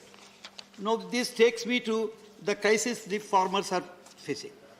On our Chief Minister writes a letter to the Prime Minister. Now, we have had a bitter experience of 11 months agitation by the farmers of Punjab. It is not the farmers of Punjab. Perhaps it has happened somewhere near Punjab or Delhi. All the farming community was at best with them. Their hearts were with them. What happened? The farm bills you have brought without consulting the states. And agriculture subject, we have said this during the farm bills also, this subject of agriculture belongs to state. And not only violating the constitutional provision, your audacity is so much that you allowed 11 months and 700 people to die. There is not a single word and mention in the house, in the speech. 14 months, not a single mention about it. This is what exactly bothers us. We in Telangana, we are today second largest producers of grain after Punjab. That we have attained because of our irrigation facilities and the power, and naturally the farmer. And we go to the side of the farmers who are on agitation. Sir, the centre passed the farm laws without consultation with the state government. These acts were against the federal structure of the country, as agriculture falls under the list of the state. Furthermore, these acts neglect the long-standing demands of the farmers that sought implementation of legal regime of MSP. Although you have asked them to regime, you have promised MSP. The other day, there is no mention about MSP to law. There is no legal backing to law. And even the speech does not make any issue after so much of a big agitation. So that brings to me their love for agriculture. In the a day before 2016 budget, Modi ji announced that he will double the incomes of the farmers. I don't know whether he has doubled it or not, but he has certainly doubled the costs of the inputs. Today the costs of inputs have gone up according to your own statistics. They have gone up. And you are saying that you have doubled is just but a joke. The allocation of funds from the union budget has substantially declined and reach less than 2% at one stage. Understand this, what is happening. Today the growth rate is 3.9. If you want to reach the double figure, you must go to 12% to 14% growth rate.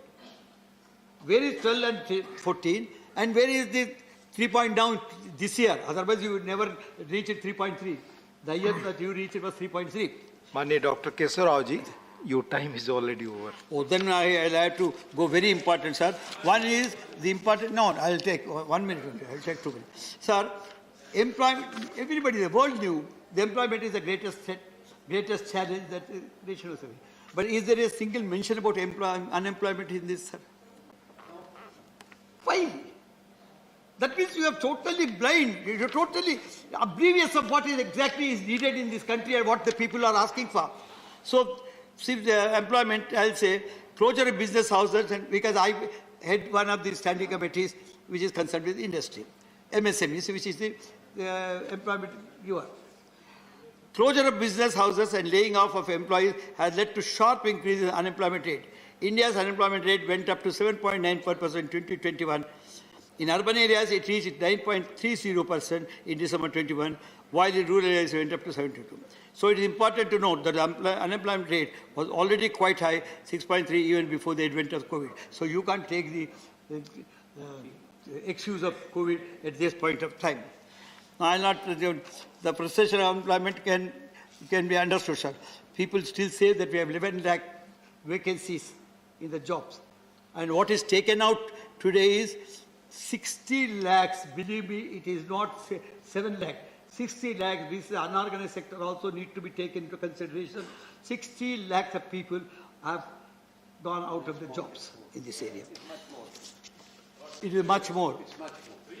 You see, as I said, statistic, there is not a single agency which can gather with credibility what exactly is the position today in the country. Sir, this takes me to the one sentence is about a failure to make in India. Is a scheme, it is a slogan, it is Jumla. All that make in India is in manufacturing unit that you are asking. MSM is a manufacturing unit. It is manufacturing units which are in lakhs with us. We are giving 11 lakh jobs there. And you should have encouraged them. And what yesterday the minister says is the credit guarantee scheme is being, credit guarantee scheme is there for the last 4 years. You only brought it, I'm telling you, agreed. But still don't quote as your speech quote. Please conclude now. Sir, last is our chief minister, not out of frustration, after very thoughtful hours, has decided to throw open the idea of searching for a new constitution for this country. Because we know, under you, even the basic structure of secularism, basic structure of our commitment to the nation, a basic structure like governor's office, like this state list, and also the directive principles which need Thank you, Dr. Kesarao, please. Are under threat. So he has thrown open. Please. With all respect, Thank you. I respect you and you are a senior member. You know me also. I know you nearly 40, 50 years. If you speak changing of the constitution, and we are the first people to oppose it, you can suggest for amendment. But you can't say that the basic constitution is going to change. Please conclude. And they want to do it. And it is a favorable to them. The RSS people want change of constitution. They demanded. Bhagwat demanded. And if you say, speak on the same tune, we are not going to agree. The Congress leader today wants no need for a constitution. I have never said it will be such. Please conclude, Dr. Kesarao. This is one thing. Dr. Kesarao, please, you agree or don't agree? Please conclude. Please conclude. I'm telling you. So we are giving it. We are saying it. We have tried all.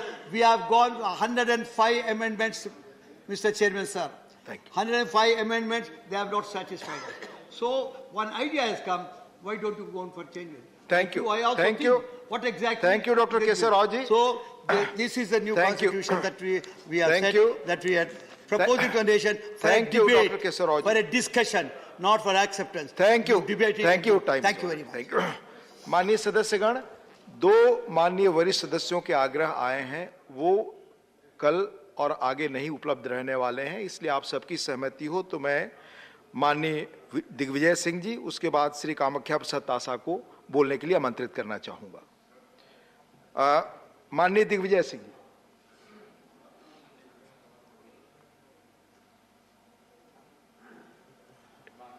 सभापति महोदय, बहुत बहुत धन्यवाद। राष्ट्रपति जी के अभिभाषण के धन्यवाद प्रस्ताव का मैं सशर्त समर्थन करता हूं। यदि आप हमारे संशोधनों को स्वीकार कर लेते हैं तो मुझे कोई आपत्ति नहीं होगी, लेकिन माननीय सभापति महोदय, शासन की नीतियों पर की गई कार्रवाई, वो आगे की योजना, ये इसमें उसका उल्लेख होता है।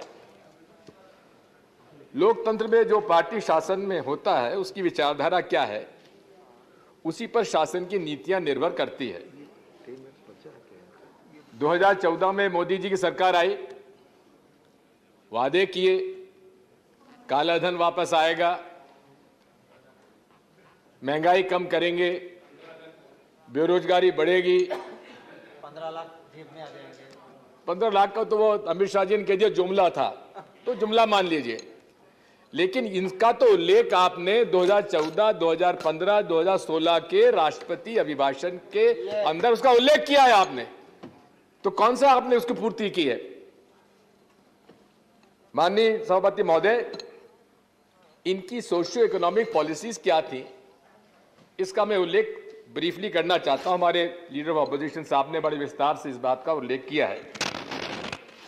7 साल में अमीर और गरीब की खाई बढ़ती चली गई है। अमीर अमीर होता चला गया, गरीब गरीब होता चला गया। साथ में अगर आप देखेंगे कि समाज में धर्मांधता के कारण कटुता बढ़ती चली गई।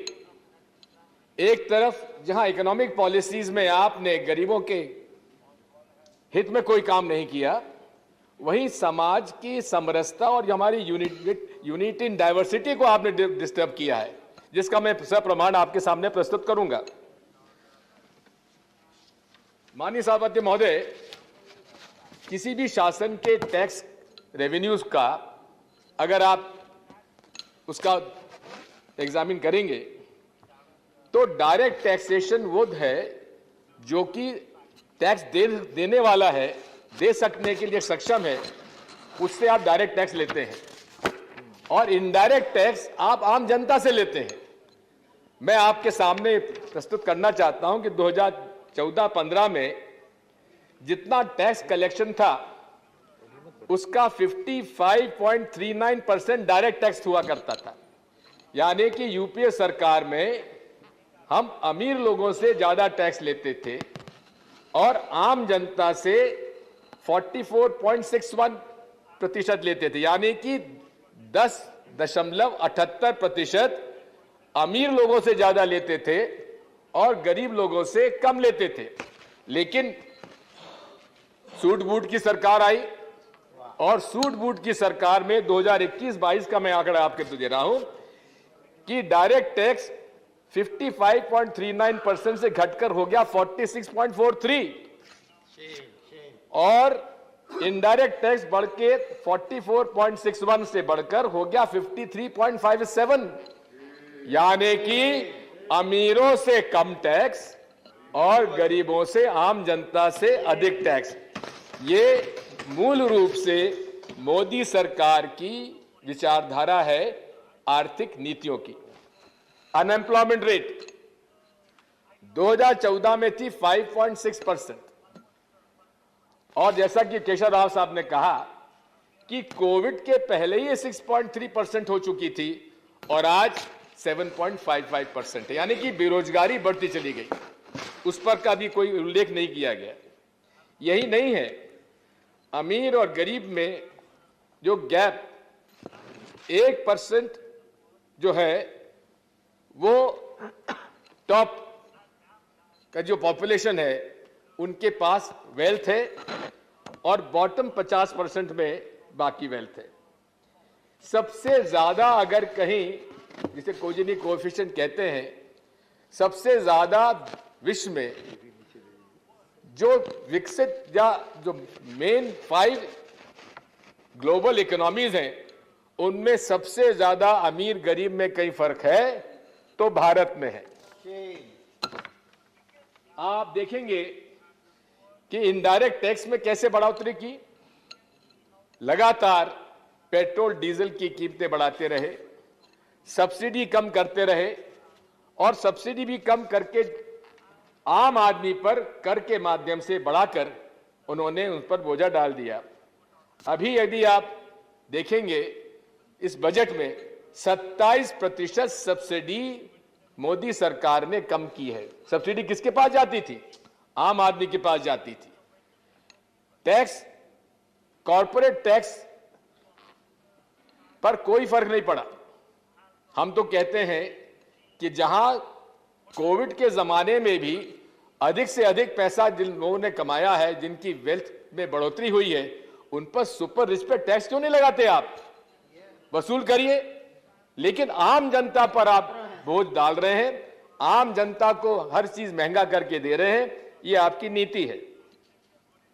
मैं ये भी कहना चाहता हूं कि अभी कल ही राहुल गांधी जी ने इस बात पर उल्लेख किया है, यूपीए सरकार में गरीबी रेखा से लगभग 23 करोड़ लोग हम लोगों ने परिवारों को किया, और उसके बाद आपकी सरकार आने से लगभग 20 करोड़ लोग वापस गरीबी रेखा के अंदर चले गए। यानी कि गरीबों के अहित में ये सरकार काम करती रही है। किसान विरोधी भी है, जहां गरीब विरोधी है वही किसान विरोधी भी है। जैसे ही सरकार बनी, सबसे पहला कदम क्या लगाया? पहला ऑर्डिनेंस, लैंड एक्विजिशन एक्ट समाप्त किया जाए। लेकिन ये भूल जाते हैं मोदी जी कि किसानों का संगठन और किसानों की शक्ति को वो अनदेखा कर देते हैं, और उन्होंने किसानों के शक्ति को ना समझते हुए लैंड एक्विजिशन एक्ट को खत्म करने का ऑर्डिनेंस लाए। लेकिन हम लोगों के विपक्ष की तरफ से विरोध होने के बाद उसको वापस लेना पड़ा। यही हालत, जो किसान विरोधी 3 बिल आए, उन पर भी किसानों ने विरोध किया और अंतोगत्वा उनको वापस लेना पड़ा। किसानों की आमदनी दुगनी करने वाली बात रही, वो आपके सामने 2022 आ गया, इसका कहीं उल्लेख नहीं है। इसी प्रकार मजदूरों का भी 29 प्रो लेबर लॉस को समाप्त कर दिए, डिस्कशन होने नहीं दिया, और 4 लेबर कोड आप लाके आपने बिना ट्रेड यूनियंस के चर्चा के आपने मजदूरों का हक मार दिया, गरीब का हक मारा, किसान का हक मारा, मजदूर का हक मारा। इससे आपकी मनोवृत्ति समझ में आती है। संसदीय परंपराओं के विपरीत आपने काम किया है। जहां केंद्र सरकार की पॉलिसी है कि प्री लेजिस्लेटिव कंसल्टेशन की पॉलिसी के अंतर्गत कोई भी कानून आता है, उसके लिए पहले आपको स्टेक होल्डर से चर्चा करना चाहिए, यह पॉलिसी है। लेकिन आपने उसको लागू नहीं होने दिया।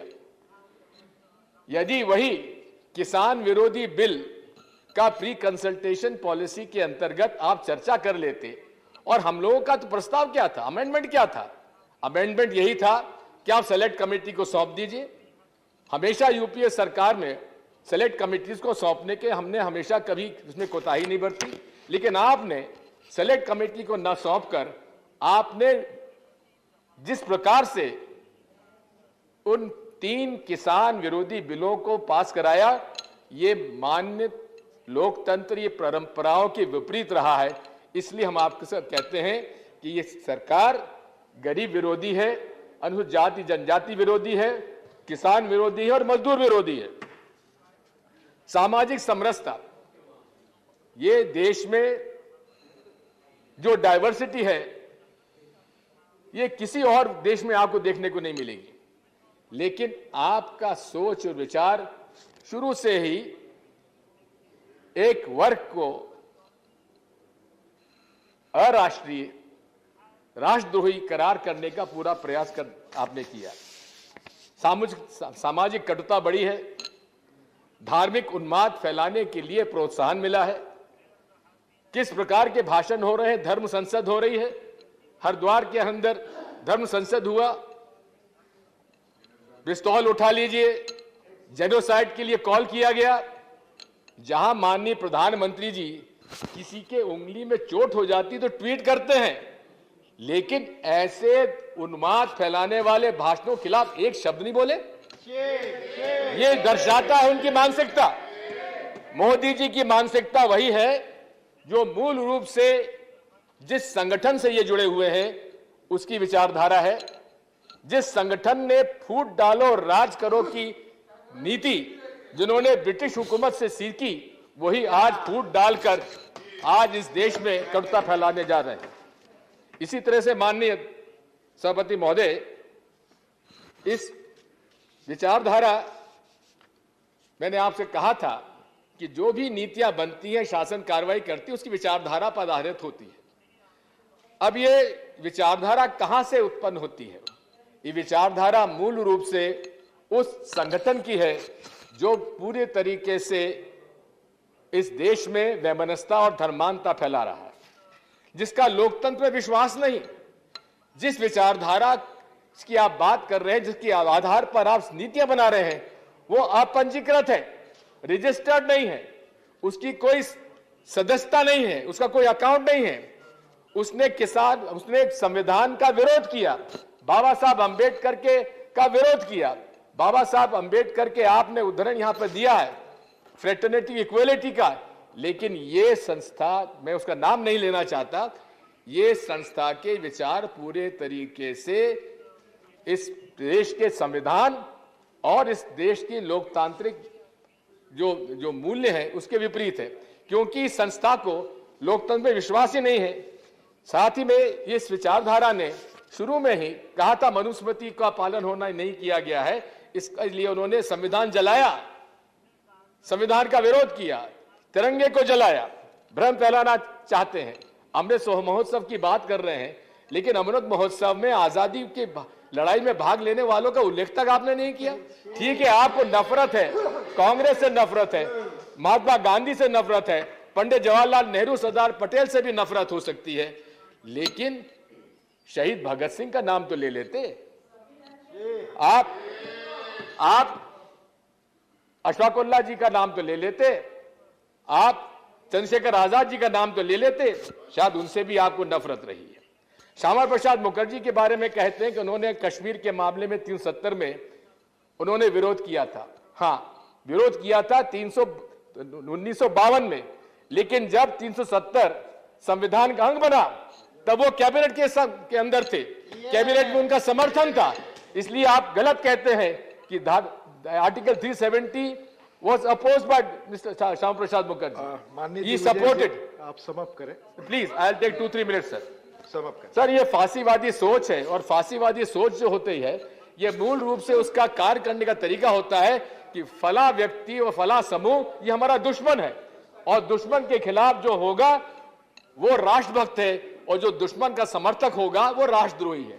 और ये राष्ट्रद्रोही के मामले में ही अगर आप समझेंगे, देखेंगे माननीय, कि किस प्रकार भीमा कोरेगांव केस में, एक उदाहरण आपको देता हूं, भीमा कोरेगांव में किस प्रकार से ये षड्यंत्र रचा गया कि नरेंद्र मोदी जी की हत्या करने के लिए कुछ लोग इकट्ठे हुए, और 17 सोशल एक्टिविस्ट के खिलाफ उनके खिलाफ मुकदमे दायर किए गए, लेकिन 3.5 साल हो गए माननीय सभापति महोदय, आज तक भी चार्जशीट पेश नहीं की गई। ये नेशनल इन्वेस्टिगेटिव एजेंसी का ये काम करने का 2-3 minute sir, 2-3 sir, please let me already 4 minute let me conclude sir, let me conclude. तो मैं आपसे कहना चाहता हूं कि आप इस सरकार के लिए जो आप पैरवी कर रहे हैं माननीय राष्ट्रपति महोदय, इसने हर लोकतंत्री मूल्यों का इन्होंने हनन किया है। लेकिन माननीय सभापति महोदय, जो व्यक्ति आज प्रधानमंत्री हैं उन्हीं पर से तो शासन की जिम्मेदारी होती है, और नरेंद्र मोदी जी का काम करने का तरीका आप देख रहे हैं कि वे नाटक नौटंकी में माहिर हैं। यहाँ पर सबसे चुनकर आए sir. I am not yielding sir. ना आए तो सदन पे आके उनके सदन पे आके आपने सीढ़ियों को दंडवत किया, संविधान को आपने नतमस्तक हुए, लेकिन आपने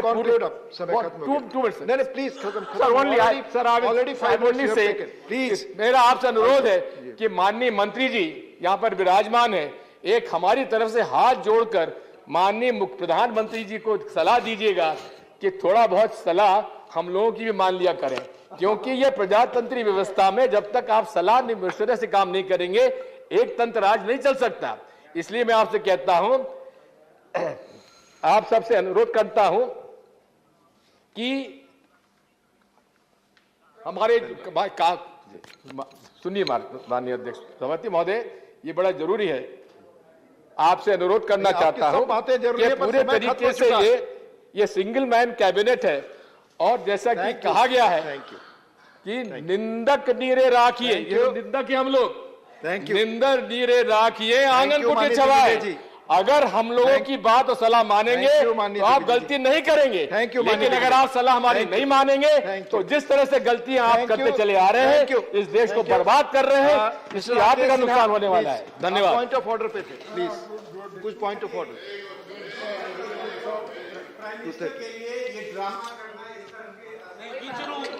शब्दों का उपयोग करना। ये 238 प्लीज, आप संसदीय जनतंत्र में चुनौती नहीं दे सकते हैं, आपका संसदीय जनतंत्र में विश्वास नहीं है, इसीलिए संसदीय। ये अडवाणी जी ने कहा is a good event manager. अरे अडवाणी जी ने कहा, मैंने नहीं कहा है। अडवाणी जी ने कहा is a good event manager, नाटक नौटंकी करते हैं।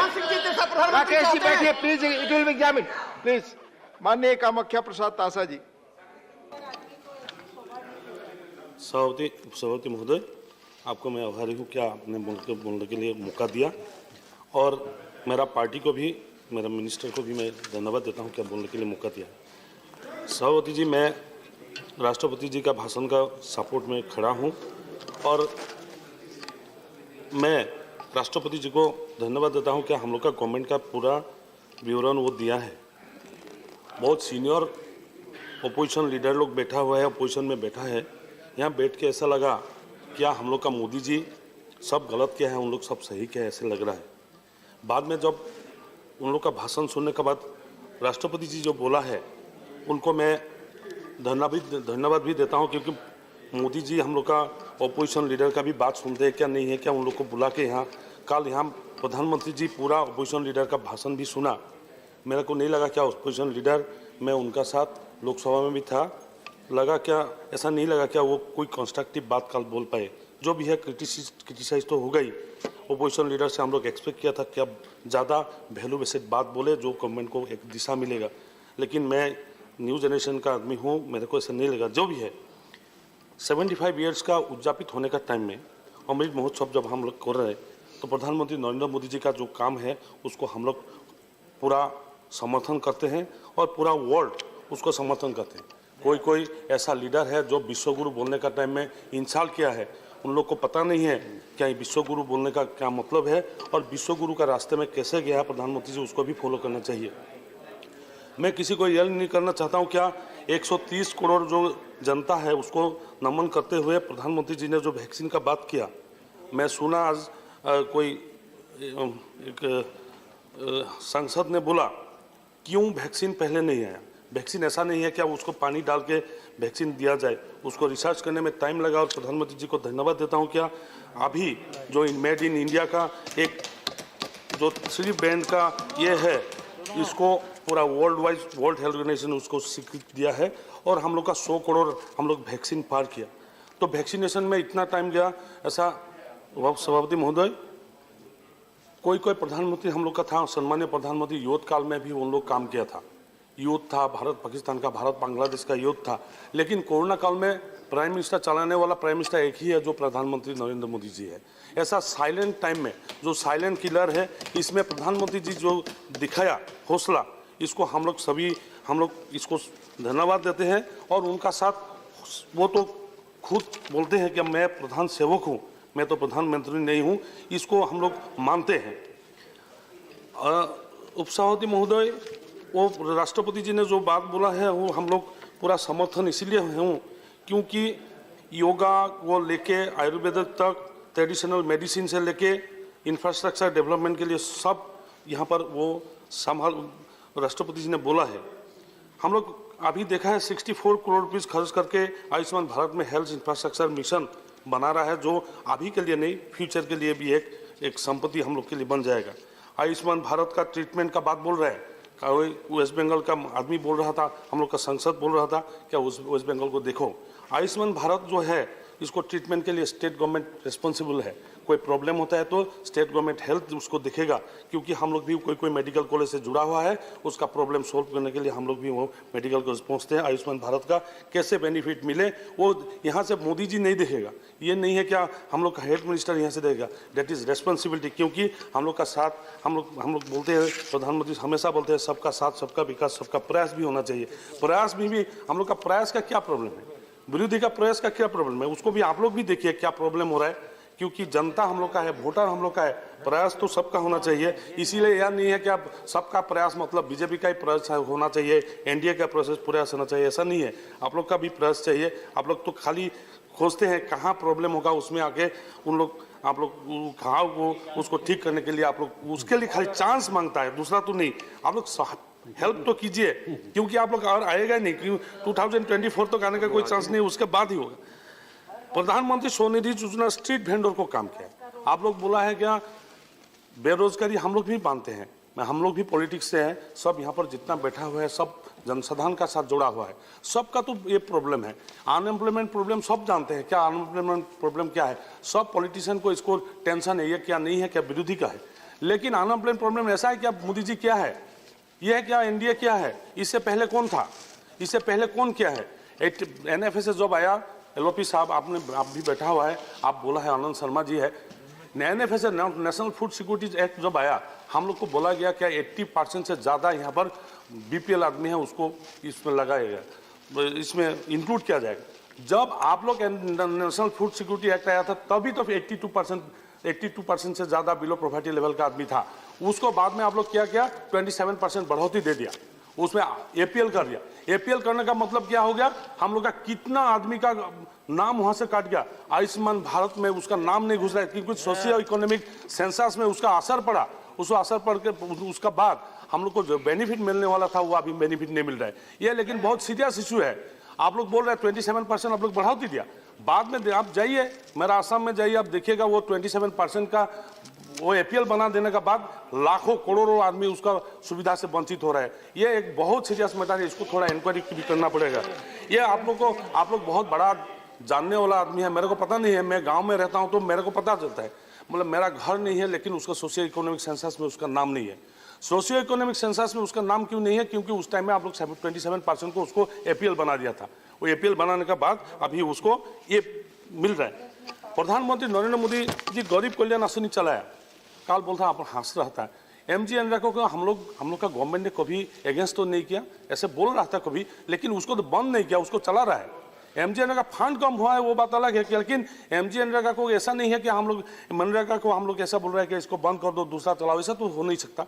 ऐसा नहीं है कि गवर्नमेंट चला मतलब पूरा पॉलिसी बंद हुआ, ऐसा नहीं है। सर आप लोग 70 साल का बात बोल रहे हैं, मैं आसाम से हूँ, आप लोग भी आसाम जाते हैं, दिग्विजय सिंह जी भी यहाँ बैठे हुए हैं और सब जानते हैं आसाम में एक्सट्रीमिस्ट क्यों हुआ, इतना एक्सट्रीमिस्ट आसाम में क्यों हुआ। आज मणिपुर का आप लोग बात बोल रहे हैं, मणिपुर में 40 एक्सट्रीमिस्ट ऑर्गेनाइजेशन क्यों आया, नागालैंड में क्यों आया, रिपुन बोरा जी बोल रहा था, नागालैंड में क्यों आया रिपुन बोरा जी, आप भी जानते हैं क्यों ऐसा था। अल्फा का उद्भव कब हुआ था, आसाम में क्यों हुआ अल्फा, एक्सट्रीमिस्ट क्यों आया, इसका कारण क्या बीजेपी है क्या, मोदी जी है क्या, वाजपेयी जी है क्या, ये आप लोग रेस्पॉन्सिबल है। इसको माने या ना माने मेरे को आप लोग बोल सकते हैं, आप लोग का बहुत तथ्य है, आप लोग का आंकड़ा लेके बैठते हैं, लेकिन क्यों आया मेरे को जवाब चाहिए। आज मणिपुर में क्या हो रहा है, वो स्वाधीनता के 75 ईयर्स का बाद आज ट्रेन लाइन वहां पहुंच रहा है। मणिपुर में ऐसा हालत था, मणिपुर कोई जा नहीं सकता था। मणिपुर बोलने से हम लोग का आसाम का आदमी जाने के लिए टेंशन था। अभी मणिपुर में प्रधानमंत्री नरेंद्र मोदी जी का कितना बार गया, वो यहाँ से बात किया, अमित शाह जी गया, उसका बाद आज मणिपुर में एक शांति का परिवेश है, वो इलेक्शन अच्छा से हो रहा है। इसको भी देखना चाहिए क्यों हुआ चाहिए। आप नागालैंड का बात बोल रहे हैं, नागालैंड गवर्नमेंट, आप देखिए मेरा घर का पास ही नागालैंड है, वहां पर जाने से ऐसा लगता था कि नागालैंड कहाँ जा रहा हूँ, वापस आएगा कि नहीं। अभी प्रधानमंत्री नरेंद्र मोदी जाके वहां पर ऐसा परिवेश किया कि नागालैंड आराम से जाके आ सकता है। वहां पर ऐसा नहीं है क्या? ऐसा मत मानिए क्या हम लोग बीजेपी ने किया है क्या? बीजेपी एक्सट्रीमिस्ट बनाया क्या? एक्सट्रीमिस्ट आज देखिए आसाम गवर्नमेंट हम लोग का चीफ मिनिस्टर का नेतृत्व में अमित शाह जी पे गया, प्रधानमंत्री का मार्गदर्शन से वहां पर जो अल्फा फर्स्ट टाइम एक एक्सट्रीमिस्ट ऑर्गेनाइजेशन जो इस बार अब सीज फायर करके कोई बंद नहीं दिया, इसको भी देखना चाहिए क्यों हुआ ये, क्यों एनडीए भी सरेंडर किया, क्यों आज बोडोलैंड का एकॉर्ड हुआ, क्यों ऐसा कार्बी आंगलोंग का जो एक्सट्रीमिस्ट था वो ये किया, क्यों किया? क्योंकि ये परिवेश ऐसा है कि यूथ लोग का मन में आ रहा है क्या एक्सट्रीमिस्ट से नहीं होगा, इसको डेमोक्रेटिक में जाना चाहिए। प्रधानमंत्री जी पहले लैंडलॉक था नॉर्थ ईस्ट, इसमें जा रहे हैं। नॉर्थ ईस्ट में ज्यादा आदमी नहीं है, नॉर्थ ईस्ट में 5-6 करोड़ होगा, जो उत्तर प्रदेश का एक डिस्ट्रिक्ट में ज्यादा है, लेकिन टेंशन कितना था, जैसा जम्मू कश्मीर था ऐसा नॉर्थ ईस्ट था। नॉर्थ ईस्ट जाने से हम लोग को पूछता है आप कहाँ रहता है, आप कहाँ जंगल में रहता है क्या? हम लोग का जोरहाट भी टाउन है, ऐसा जंगल में तो नहीं रहता हूँ, लेकिन उल्फा कितना है ऐसे यहाँ से पूछता था। अभी तो वहाँ पर डेली फ्लाइट जा रहा है, इम्फॉल डेली फ्लाइट जा रहा है, क्यों ऐसा परिवेश आ रहा है? नागालैंड में अभी गाड़ी जा रहा है, मैं गवर्नमेंट को रिक्वेस्ट करूंगा कि इंटरस्टेट बस भी चलाया जाए, यहाँ पर इंटरस्टेट बस भी चलाया जाए, वो बंद हो गया था। जरा जी आप जयशंकर जी आप भी है इंटरनेशनल, वो अभी जो रेलवे मिनिस्ट्री ने बोला, रेलवे मिनिस्ट्री क्या बोला, अभी नॉर्थ साउथ ईस्ट को हम लोग जोड़ने वाला है बाई ट्रेन लाइन। ऐसा देखिए रानी गाइडलू स्टेशन में हम लोग गया। मैं इसीलिए ये बात बोलना चाहता हूँ, हम लोग को आप लोग सिखाना चाहिए, अपोजिशन भी सिखाना चाहिए। खाली गलत ही बोला क्या? मेरा गांव का रास्ता अभी ठीक हो रहा है, सबका साथ सबका विकास हो रहा है। सबका साथ सबका विकास माने मेरा पंचायत का नंबर है 57 गोरमूल बागीचा गांव पंचायत, उसमें बीजेपी का है, लेकिन 54 में कांग्रेस का है। वो कांग्रेस का वहां पर 2 करोड़ रुपया जा रहा है, लेकिन मेरा बीजेपी भी पंचायत में 1 करोड़ भी नहीं जाए। तो उसको मतलब क्या है? सबका साथ सबका विकास है, ऐसा होता है क्या? बीजेपी को दे दो और कांग्रेस को मत दो, ऐसा तो नहीं है। आप जाइए असम में, माइनॉरिटी एरिया में जाइए, माइनॉरिटी हम लोग को वोट नहीं डालता है, उसमें बांग्लादेशी बोल के हम लोग बोलता है, वहां पर भी पंचायत में काम कर रहे हैं। वो सबका साथ सबका विकास नहीं है तो क्या है? हम लोग ऐसा एक उदाहरण दे दीजिए, हम लोग का गवर्नमेंट में कोई माइनॉरिटी, कोई हम लोग को वोट नहीं देने वाला आदमी का, गरीब का कोई चावल का कार्ड कटा है, रेशन कार्ड एक भी कटा है, एक भी घर उसका घटाया है, एक भी सुविधा उसको कटा है, ऐसे बोलिए तो। प्रधानमंत्री जैसे बोलते हैं सबका साथ सबका विकास। हम लोग जो पासबुक का बात उनको पूछा, प्रधानमंत्री जी ने बोला नहीं ये बैंक नहीं करेगा, बैंक को करने दो, तुम लोग मत करो, क्योंकि तुम लोग करने से बायस हो जाएगा। बैंक को करने, जो बीपीएल आदमी है उसको पासबुक खुलेगा। अभी उसको डायरेक्ट बेनिफिट ट्रांजेक्शन वहां से चल रहा है। ये जो किसान का बात आप लोग बोल रहे हैं, कौन खोदेगा? आप लोग का स्टेट चल रहा है, उत्पादन कैसे दोगुना होगा? प्रधानमंत्री जी अपील कर सकते हैं, अपील किया दोगुना करो, कब दोगुना करो? एमएसपी दे रहा है, एमएसपी देने में आपको लेने में क्या प्रॉब्लम है? मेरे को हम लोग का वहाँ पर एमएसपी इतना नहीं चलता है। अभी फर्स्ट टाइम प्रधानमंत्री जी का निर्देश से आसाम में जो ग्रेन्स है वो एफसीआई और 5 ऑर्गेनाइजेशन ने खरीद कर रहा है। इसको देखना चाहिए, पहली बार कभी नहीं हुआ था। अब हम लोग का एमपी, आसाम का एमपी बैठा हुआ है, उसको पता है अभी चावल ले रहा है, एफसीआई ले रहा है, वो 5 ऑर्गेनाइजेशन ले रहा है। इसको हम लोग गवर्नमेंट को धन्यवाद देते हैं क्या इसको बाउंड किया। पहले क्या था, ये ग्रेन्स लंबा था, ये छोटा है, इसमें मॉइस्चर ज़्यादा है, ऐसे बोल के वो लोग खरीद नहीं करता था। अभी वहाँ से लेकर वहाँ परचेस कर रहा है, जो 1940 रुपीज़ 1940 रुपया 1 क्विंटल में दे रहा है। ये पहली बार एक परिवर्तन आया। मेरा मैं शारदा जी के बाद पहली बार कोई नेशनल ऑर्गेनाइजेशन ये खरीद कर रहा है। और देखिए अभी आप लोग, ऐसा नहीं है असम, आप लोग, मैं असम का बात इसीलिए बोल रहा हूँ, बिहार प्रॉपर्टी था, उत्तर प्रदेश में तो राजधानी है, वो तो बात अलग है। लेकिन मेरा जो जगह है, मणिपुर का ही बात बोले, वहाँ से मैरी कॉम जी आया, उनको कितना प्रशंसित किया। लवलीना बड़गुहाई मेरा वहाँ से आया, उनको प्रधानमंत्री लाके कितना प्रशंसित किया। सानू भाई हम लोग का जो वेट लिफ्टर है, उनको भी कितना किया, एज टॉप किया। टारगेट टू द पोडियम, इसको भी कितना सराहना दिया। आप देखिए, मेरे को लगता है आनंद शर्मा जी आप भी बोलेंगे, शायद खारगे जी बोलने से तो ऐसा गुस्सा लगता है, मैं पास में रहने से तो मैं बेहोश हो जाऊंगा ऐसा लगता है। आप हंसना भी चाहिए कभी कभी, इतना गुस्सा आता है आपको देखने से, हम भी डरता है। आप भी मेरे को बोलिए तो, आप अगर प्रधानमंत्री होता तो क्या करता है यहाँ पर? आप तो बनेगा ही नहीं, वो बात अलग है, कांग्रेस तो बनेगा ही नहीं, वो बात अलग है, लेकिन आप इस टाइम में होता तो क्या करता? कोविड के टाइम में क्या करता था ना? मैं ऐसा बोला, आप होते तो क्या करते? आप गरीब, मैडम स्पीकर सर, गरीब आदमी को चावल मिल रहा है। जब बंद हो गया, उस टाइम में बंद हो गया था, बार बार नोटबंदी का बात बोल रहे हैं। कोई गरीब आदमी नोटबंदी से दुखी नहीं है, जिसका पास काला धन था वही दुखी है, दूसरा मैं नहीं जानता हूँ। ये मेरे को नहीं लगता है नोटबंदी में, आप लोग बार बार नोटबंदी बोलते हैं, हम लोग हंसता है, क्यों हंसता है? हम लोग का पास था ही नहीं उसका पैसा, जिसका पास था वही दुखी था, उसको दुखी है क्योंकि वो शायद अलमारी खोल के देखता था, वो इतना पैसा है क्या करेगा, हम फिर उसको लगा देता है, नहीं तो पानी में बहा देता था। हम लोग का बीजेपी का पास किसी का नहीं था, इसीलिए खुश है, हम लोग का बीजेपी का आदमी खुश है। ऐसा मत बोलिए, क्योंकि नोटबंदी, देखिए ऐसा मेरे को बोलिए, कोई ऐसा गरीब आदमी बोला क्या नोटबंदी खराब है? आप जाइए सर्वे कीजिए तो, मैं किसी जगह पे नहीं मिला नोटबंदी को खराब बोलते हुए, कैसा आदमी नहीं मिला। बोला अच्छा हुआ हम लोग मांगने से नहीं देता था, अभी तो बैंक में दे रहा है, ऐसे बोल रहे हैं। इसीलिए ऐसा मत बोलिए, बंद नहीं हुआ, छोटा नोट उस टाइम में खुला था। प्रधानमंत्री को धन्यवाद, क्या उस टाइम में फाइनेंस मिनिस्टर निर्मला जी को भी धन्यवाद देता हूं, क्या चाय बागान में 800 चाय बागान में 10 लाख लेबर काम करता था, सबको कैश पैसा उस टाइम में देता था, छोटा नोट बना के देता था। अभी इंफ्रास्ट्रक्चर डेवलपमेंट में मैं देखिए एक स्पीकर सर, सभापति महोदय, इसमें सन्नत का बात पहले मणिपुर में ट्रेन लाइन पहुंच रहा है। अभी ये कितना बड़ा चीज है, कितना खुशी है। ये जिरीबाम से चल रहा है जो रानी गाइडलू स्टेशन में, उसमें पहली बार ट्रेन चल रहा है। इसमें देखिए हुरी अरुणाचल प्रदेश में आज ट्रेन लाइन जड़ित हुआ है।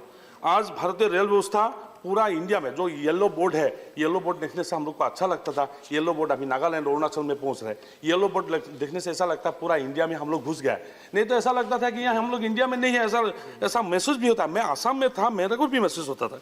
आप लोग गुवाहाटी से वापस आते हैं, जब डिब्रूगढ़ जाएंगे, जब डिब्रूगढ़ से और इंटीरियर जाएंगे तो और आप लोग को महसूस होगा, क्योंकि ऐसा नहीं था।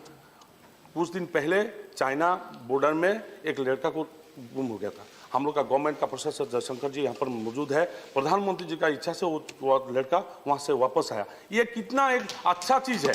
ये विश्व गुरु नहीं है तो क्या है, पहले होता तो वो गायब हो जाता था, उसको लेकर झगड़ा होता था। एक लड़का वहाँ चला गया, उसको वापस आया। हम लोग का एमपी, लोकसभा का एमपी तापिर गाँव जी के वही धन्यवाद मैं देता हूँ। मैं इम्फॉल में आप देखिए मोरे लाइन अभी जो जा रहा है, आप लोग भी उसको धन्यवाद देना चाहिए हम लोग का गवर्नमेंट को। अभी साउथ ईस्ट को जोड़ेगा। पहले नॉर्थ ईस्ट, आप लोग देखिएगा नॉर्थ ईस्ट को आप लोग को आंकड़ा दे देगा, पहले सबसे ज्यादा इकोनॉमिकली वाइबल स्टेट था। अभी उसको काट ऑफ हो गया, सन्नत का बाद उसका बंद हो गया था, फिर अभी चलने लगा। इसको अभी शताब्दी एक्सप्रेस यहाँ पर अगरतला से जुरीबाम चल रहा है। 2 ब्रिज जो माकाओ और बोराक रिवर में प्रधानमंत्री जी ने उन्मोचित किया। अभी मेडिकल कॉलेज वहाँ पर चांदपुर, थोंबाव और चांडेल में मणिपुर में चल रहा है। मणिपुर क्यों ऐसा, मैं मणिपुर का बात बोल रहा हूँ। मणिपुर में डेली कुछ ना कुछ होता था। 1 लीटर पेट्रोल का दाम वहां पर 500 रुपया होता था, कभी रास्ता बंद होता था, कभी क्या होता था, कोई ठीक नहीं था। अभी उसको शांति तो लाया। शांति लाने के लिए प्रधानमंत्री का जो प्रचेष्टा है नरेंद्र मोदी जी का, इसको भी थोड़ा सोचिए। वो गामछा लेकर घूमता है, पूरा नॉर्थ ईस्ट उसको अच्छा पता है। ये खराब नहीं पाना का।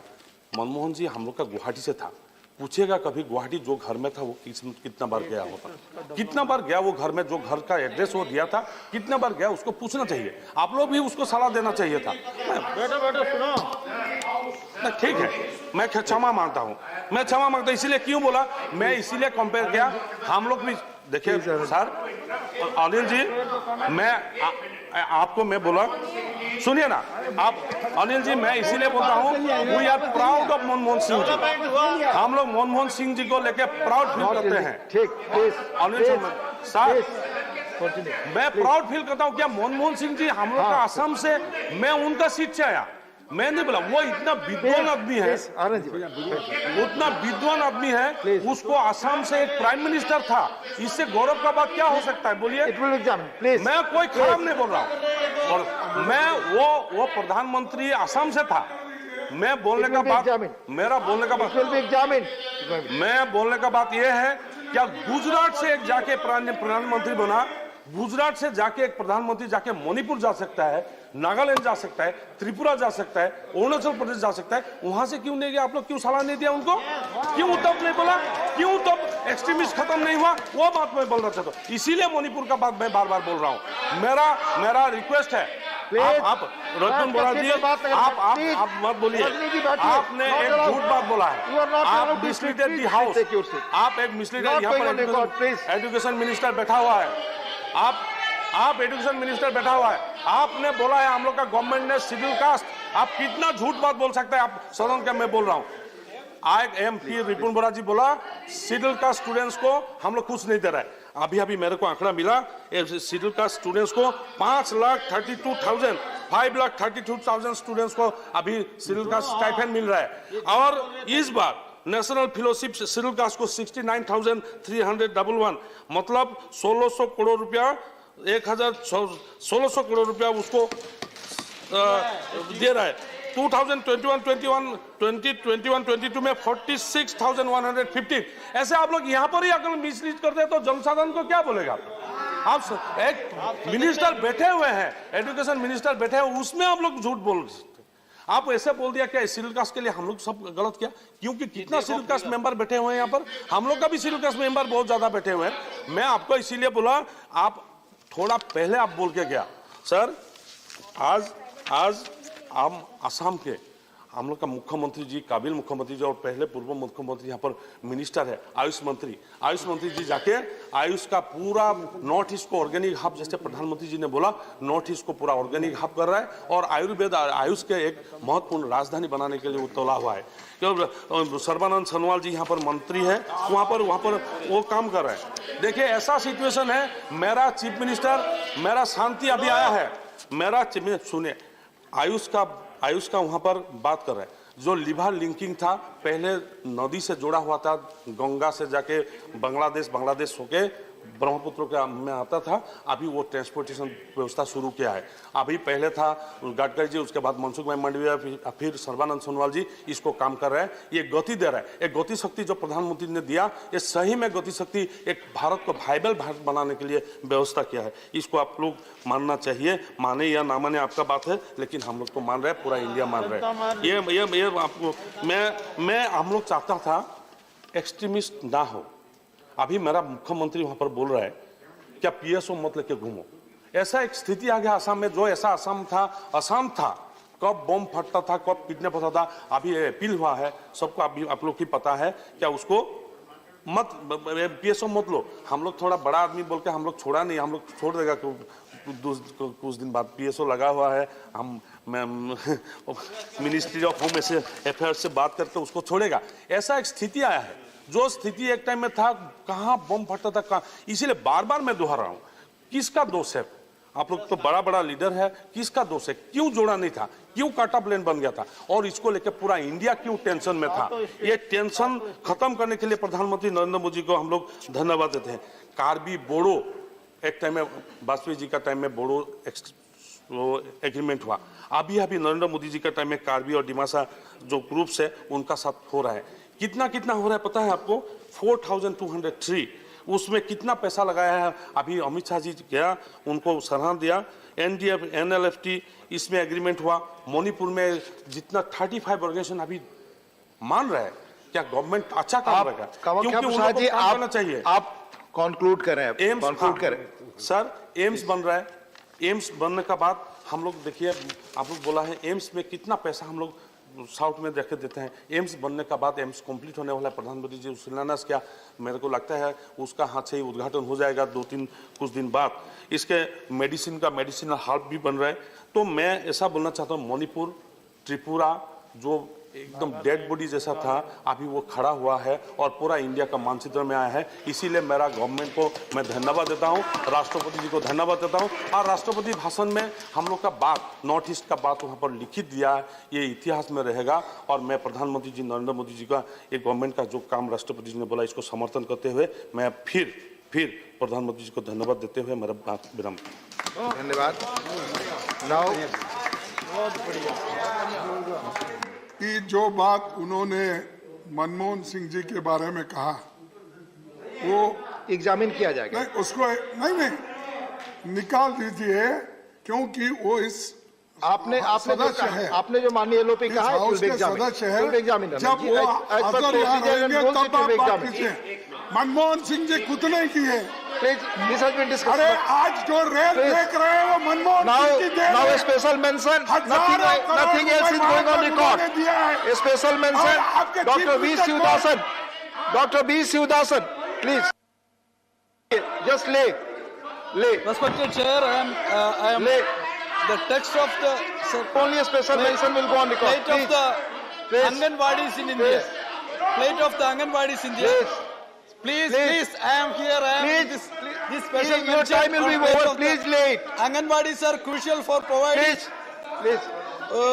Lay only facilities and basic health. Shivasan ji, you lay only. You are late. You are late. Yeah, okay. I will read. Srimati Santa Chetri. Thank you, sir. Lok Sabha, please lay. Thank Do you, not sir. read, please lay it. We have no time. Thank you, sir, for allowing me to speak. I lay the request for the upgradation of terrestrial broadcasting of Doordarshan instead of closures. Thank you, sir. Thank you. Sri Prasanna Acharya ji, please lay. Sir, my subject of my special mention is violation of operational guideline of Pradhan Mantri Fasal Bima Yojana for private insurance companies in Bargarh district of Odisha. I lay my statement. Thank you. Srimati Mausam Noor. Thank you, sir. Sir, please lay. Mausam ji, please lay. Yes, sir. The need to disburse Bengal's dues for Ganga rejuvenation. I'm laying it on the table. Thank you, sir. Thank you. The House stands adjourned to meet at 10 hours on Friday, the 4th February 2022.